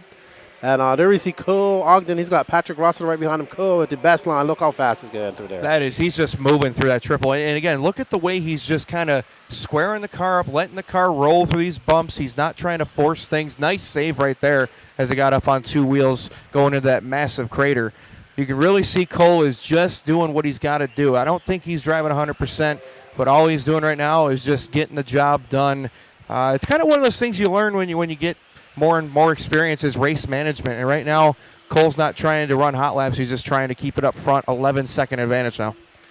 Yep, Cole Ogden choosing to go through the bumps just now in this lap. Let's see if he does it again here as he comes around. He's the only one I'm seeing going through the bumps. And, yep, there he goes again. And it's working for him. That HB World Series, World's Edition looking good out there.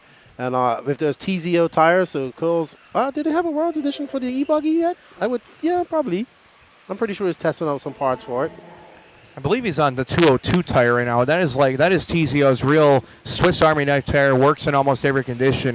Nick Hernandez really pumping out some good products here. Love to see these startup companies coming out of California and everywhere else in the country. TZO really making big strides. They've sponsored events all over the country this summer. And Nick and his team really making a big push. And I think Cole was kind of that crowning achievement to really make these guys a legit player, and they certainly are. Also, they have Cavallari now as well, who had a very good Wicked weekend. Known Nick for many, many years. I think the 202 is it's like I'm trying to remember which one it is, which pin size it is. Looks very much like a Proline hole shot, just a smaller pin like that, kind of the rib on the outside. Very nice tire. Clock's about to expire right here, guys, and looking like Cole Ogden is going to put in a masterful round one time here in e-buggy. He's going to give himself an interview here at the end of this one. So congratulations in advance here to Cole Ogden. Looks like Heckert's going to nail down second, both going 19 laps, and then it looks like Olsen making a nice recovery back up to third here at the end. Well done to Cole Ogden, Spencer Heckert, David Olsen. David Olsen getting a great recuperation. He was waiting on for a while. Camden Lime having a DNF, it looks like. And unfortunate for Camden Lime, having a little bit of bad luck out there. But as the old saying goes, in order to finish first, you must first finish.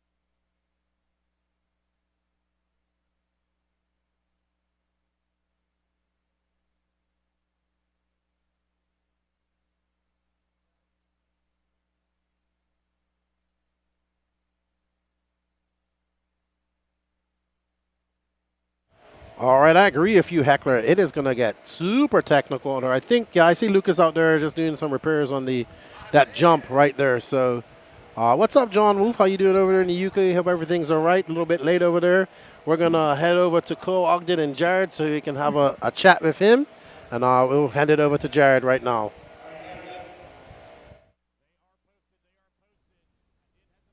All right, I'm I'm here with your round 1 TQ of Pro E-Buggy at the RC Pro-Am. Cole Ogden, masterful run that first time by, running for HB TZO tires. Tell me how the track felt. Tell me how your car feels. Everything looked good, but I want to hear from you.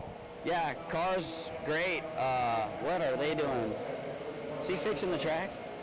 That's the best part about it, is it's getting rough. Honestly, though, the track is getting rough, and it's awesome. But like the nitro buggy, it was a little tough because I had to relearn the track. I think some guys ran this morning, but I didn't really run. So yeah, learning the track and the nitro buggy definitely helped for it. But the whole package is feeling good. Made a few small tweaks, and now it's like really good, comfortable to drive. So. A little bit of old school off-road here at the RC Pro-Am in Whiteville, North Carolina. Really starting to get rough out there. Going to repair a couple jump faces, but I think Cole is going to vote to let the track get all blown out. But hey, which tire were you on that time? Super soft, 202.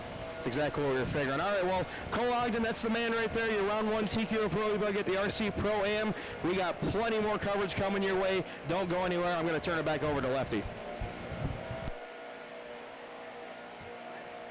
Alrighty, so we will be back in 30 minutes time. We will be on a fresh feed, so don't forget to look us up on the NNRC YouTube, WRCE YouTube, and the RC Pro-Am Facebook page.